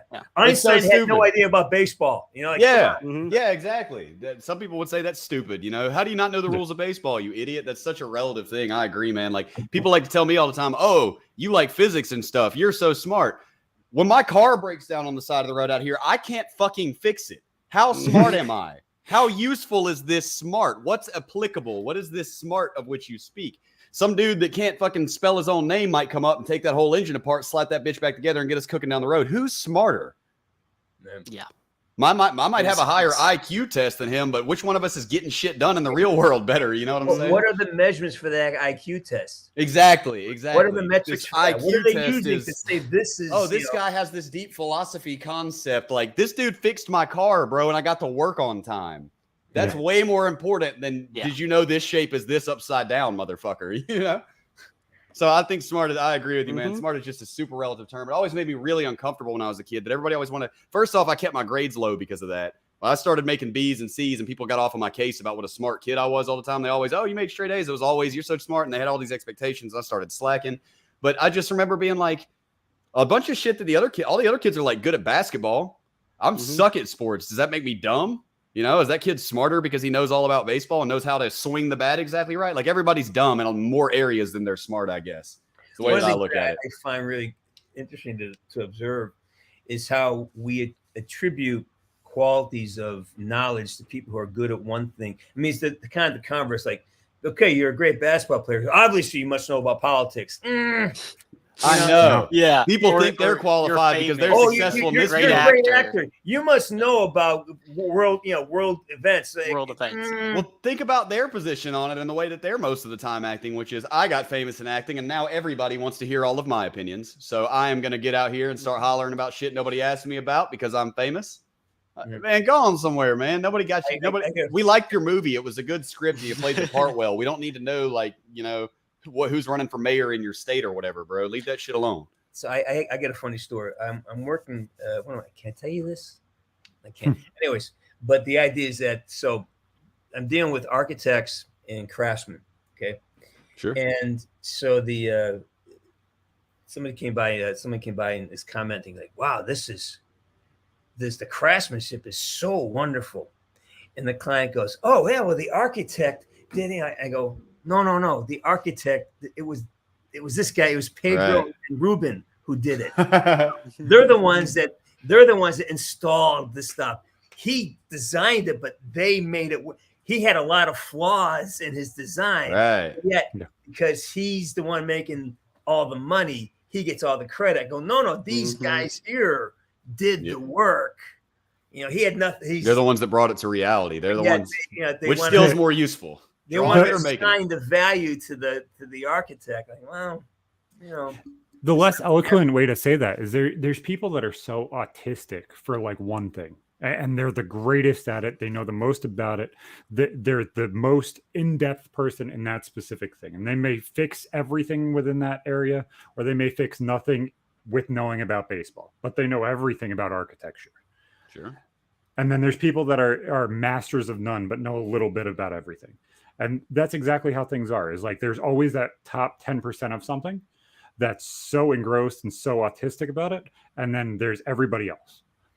And there's no in between. You're not going to be so in depth in everything you do that's going to make you a master of 15 different things. Sure. But you're just not going to be. But to contradict myself as well, because I love doing that, because I am minions. Important to do. I'm a walking ambiguity.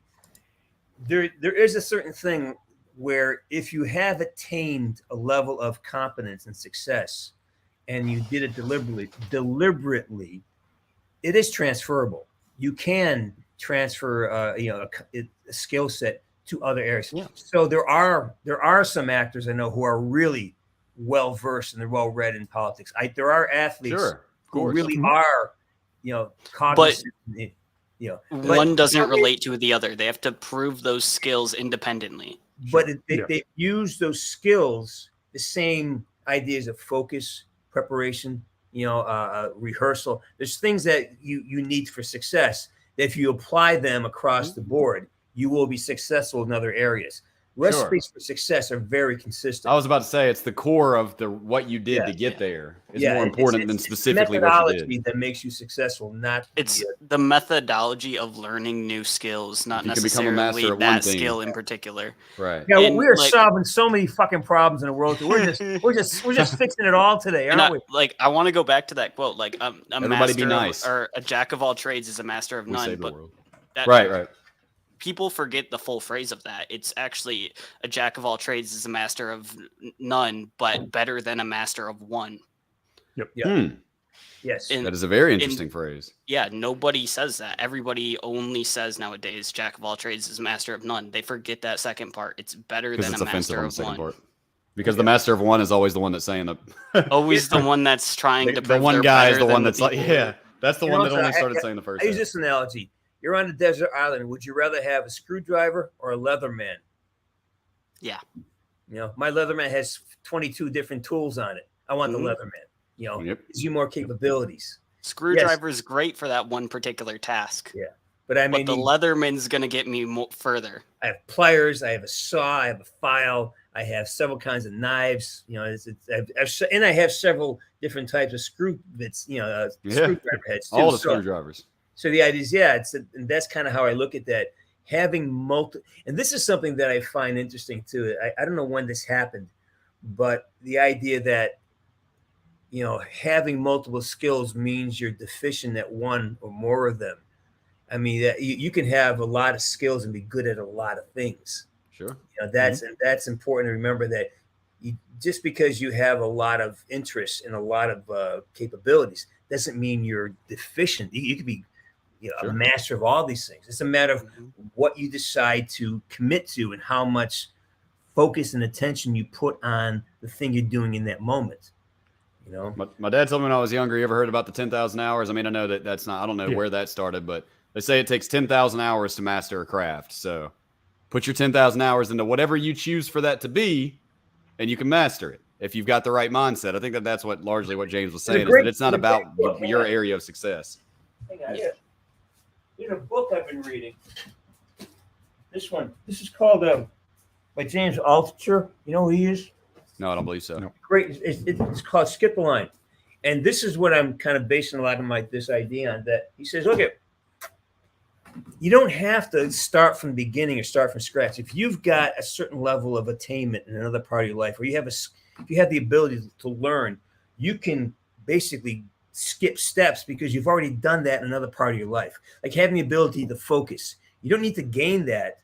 You know, if you're a doctor and now you want to be an actor, right? Well, you've had this discipline all your life. You Sure. can instantly apply, and you have all this other knowledge that is. You just have to find out how to translate it from one discipline into another. And if you become very agile in the ability to transfer knowledge from one area of life into, now you become now you're an actor who's got a great medical background, so you probably can get on ER or, you know, Grey's Anatomy. You know, it's like Yeah. the idea is to say, The I can't be most- all these things. Yeah. The most important part is learning how to learn skills, not the skills that you learn. Oh, Right. I love it. Yeah. Absolutely. It's The, more the about other learning the part of skill. it that's interesting to me, and this is kind of like the culture, what is around YouTube and even podcasting a little bit, and a lot of content creation as a whole, is so many people just say, you know, grind as hard as you can because at some point something will work. It's not about how many hours you put in. It's not about how much thought you put in. It's your execution of that time. It's how well you accommodate yourself and how direct you put that time in. If you sit there and spend 10,000 hours looking at YouTube, you're not creating content. You're not learning how to create content. Sure. You're kind of consuming Or- others and being able to riff off of what they do. And I remember as a hockey coach, I used to say, look, do it 100 times, but I'd rather have you do it once correctly than do it 100 times and build a bad habit. So that idea of 10,000 hours, and that's what's his name? Malcolm Gladwell. You got to read the book before you. Is that where it started? Yeah, Malcolm Gladwell wrote a book about that. Well, it's an old adage. But Right. I know that it started Yeah. elsewhere. But he wrote a book about it, and he kind of broke down. He talked about the Beatles, but what he made it clear, it was the quality of the hours spent. Exactly. Yeah, You're yeah. actually dumping hours, and like Zach, you aptly said, sitting there watching YouTube is not going to make you a great YouTuber. You know, it may It'll give make you an expert on watching YouTube videos, though. But if you're not going to do it and do it with the quality of the attention you're applying to a task or an idea is really the determining factor, I think. Right. Well, what he had said alongside that was that 10,000 hours of treating it like a job is exactly what he told me. He said 10,000 hours of treating it and living it and breathing it like as if that's what you want to do. Because when I dropped out of high school, you know, I'd been in some bands and we had some things kind of going, all the good, vague, small town band things that, you know, oh, you were going to make it and this and that. And my dad was like, okay, well, you know, if you suddenly decided you're going to be Mr. Musician, then you better be in there grinding, writing your songs and recording for 8 hours a day and treat it like your job. If that's your job, then that needs to be your job. And when you hit your 10,000 hours, you're going to be a pro. Don't sit there holding your guitar. That's basically what he was telling me. He said, holding your guitar is not practicing. Get in there and play and write your music and write your songs and put those hours in, productive hours, and you'll become a master at it. And I was like, nah, I'm already a master because I was 17 or whatever, you know. I had no perspective on life at all. And I was like, man, I just learned how to do 7 chords, man. You're crazy. I know everything on guitar. Needless to say, you know, it didn't work out for me. But I like to tell my dad now that I put down 10,000 hours when I was locked up towards music, but that's just not my pursuit now. You know what I mean? Now I'm trying to focus on other things. Well, no, like you incorporate music into your Twitch all the time. That's true. Really is part of your personality online. Sometimes it's some of my best parts of my stream where I get the most people in there is whenever we just start playing music and jamming, you know. We get a hype train going and everybody's just jamming with you, and they respect how much time and effort that you put into that, and it really is part of your career. Saying that music's not part of your career is just not it's true. not the sole aspect of it, but it is definitely a huge part. You're right. I agree. Kind of like James said about if you're a doctor, maybe you can act on Grey's Anatomy or something, you know. It's kind of a crossover, blending your interests and hobbies. No, it's the exact point that we've all kind of made. It's the exact point that we've all kind of looked at. It's the whole, and I've told both of you guys this, and Burns is the same way. You guys are innate with who you are as a person. You guys understand who you are who you are as a person is who you are online. You are selling yourself. You're not selling the game you play. You're not selling how intelligent you are. You're selling you. Sure. And absolutely. if you make content that's based around you, at some point you'll succeed. If you make content around a game, you're limiting yourself because you as a person is so much more complex, so much more in depth, and everything else. That is where it's interesting. That is what's going on, and that's what's real. Is that piece of content is you. It's not the 5 or 10 people bitching and complaining because this isn't what they wanted to watch. Then they're not a fan for you. They're a fan for the game. They're a fan for this. They're a fan for that. They're here for you. They're here for me. They're here for Myth. They're here for Woods. They're not here for what games we played, what games we voiced in, or any of that. They're here to hear us. They're here for us. And we thank you guys. Yeah. Josh, if I send you a couple songs, you put some lead tracks on them for me? Absolutely. You got chord charts or like a key at least for me? You want it? It's simple stuff, but it's cool stuff. I need your email before you go. Absolutely. Since the last time you've been here, Burns, we built a habit of ending the streams on some of Zach's stories. So we have a big list of personal stories from Zach, and we usually have the guests pick a random number between like 1 and 50, and that's how we determine. 1 and 50. Yeah, these are just fucked up stories that have happened to me. That are. Hey, you jumped right in with 1. Ooh. Okay. First one on the I was list. actually excited to hear this one. I was gonna. Okay. That's a good one. What's the first one you made the list? You know, what seemed the most important? Actually, well, I have really, really fucked up memory. So I can remember everything from when I was very, very little. This specific story happened when I was 3. So everything is in chronological order. What's the title of the story? It's Putting My Teeth Through My Lip in Mortal Kombat. All right. Yes. I really want to know how those two relate. Please. So I've always played video games, like extremely, extremely in depth. And that started when I was very, very young.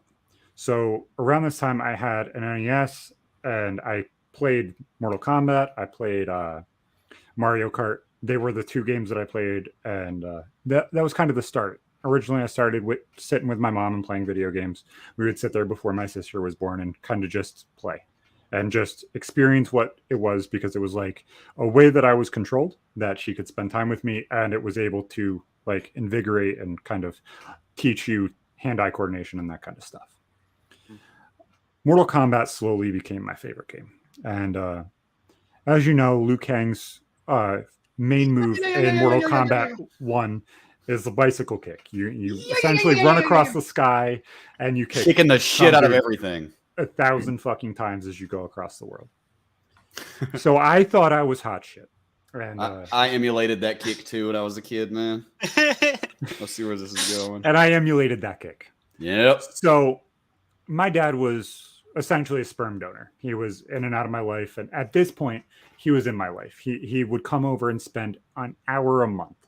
He would just be in my house, not even spending time with me, essentially, but just being in the house. That was enough to check off the box of not having to pay child support.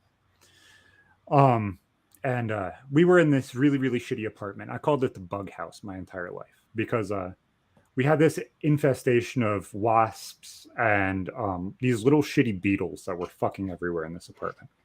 And there was literally wasp nests and wasp hives in the windowsills of all of the rooms and everything else.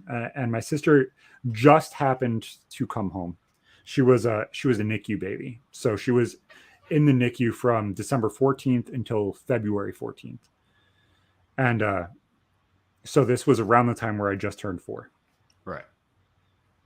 And the living room, kitchen, and my playroom was a big L. You walked in the front door, and the living room was the smallest part about this. It was essentially a couch and a TV sitting across from it. It was essentially a hallway going into the kitchen. And you know those really, really old, brown, fucking shitty couches with that ugly-ass old people print on it? That's like the Classic. darker brown with like the wood fucking ornate fucking armrests that are extremely hard fucking wood that's exposed. Well, we had one of those couches. Oh, those legendary couches. You know exactly what I'm talking about. The old it's like people that couches. weird orangish brown. Hey. We know James had one of these in his growing up house too. Like, you I know have exactly one right what. now. I have one right now. He optionally possesses them. Yeah. He collects them. So I thought it was funny. And this really kind of shows what happened later on in life and who I saw this sperm donor as a person. He's like, Zach, come here. And he gets down on one of his knees and he holds his hands out. It's like, you know what? I'm going to show him a bicycle kick. Hell yeah, I've been practicing. So I ran across the top of the couch, not where you sit, but the top of the couch, because I thought I was a cool Jackie Chan motherfucker. And I ran across the top of the couch and started kicking my feet. Well, about halfway through the air, I don't know why I had this impulse decision. I was like, you know what? I'm going to fucking do a front flip. But you'd already committed to just like leaping, right? Yes. So I start leaning my head down and I smack my fucking face right into his knee. I put all 4 of my teeth through both of my lips. Oh, damn. Both? Oh, Yep. Oh, God. Oh, that hurts me just thinking about it. That hurts. I'm cringing so much. So that's not even the worst part of the story. So I bashed my knee off his face, smacked my knee off the floor. I get picked up, asked if I'm all right. No, not all right. And I can't talk because my lips are all swollen. You know, they just impulse swell because you just bashed your face off the floor. I was a 3-year-old retard ninja. Yeah. And I get my teeth out of my lip. They pull me all back together. They're like, Zach, you want a juice? They hand me one of these. They were like the little chug jugs, except they had a plastic lid on them from WWE. The one that I grabbed was Road Warrior Hawk. It had a blue lid. It was a blue juice. And I was a fucking retard. I unwrapped the entire thing from around it. And I was like, you know what? I want to be able to reseal this juice. So I didn't even open it up all the way. I peeled back the lid about halfway, started sucking on it, and my fucking swollen lip decided to get stuck.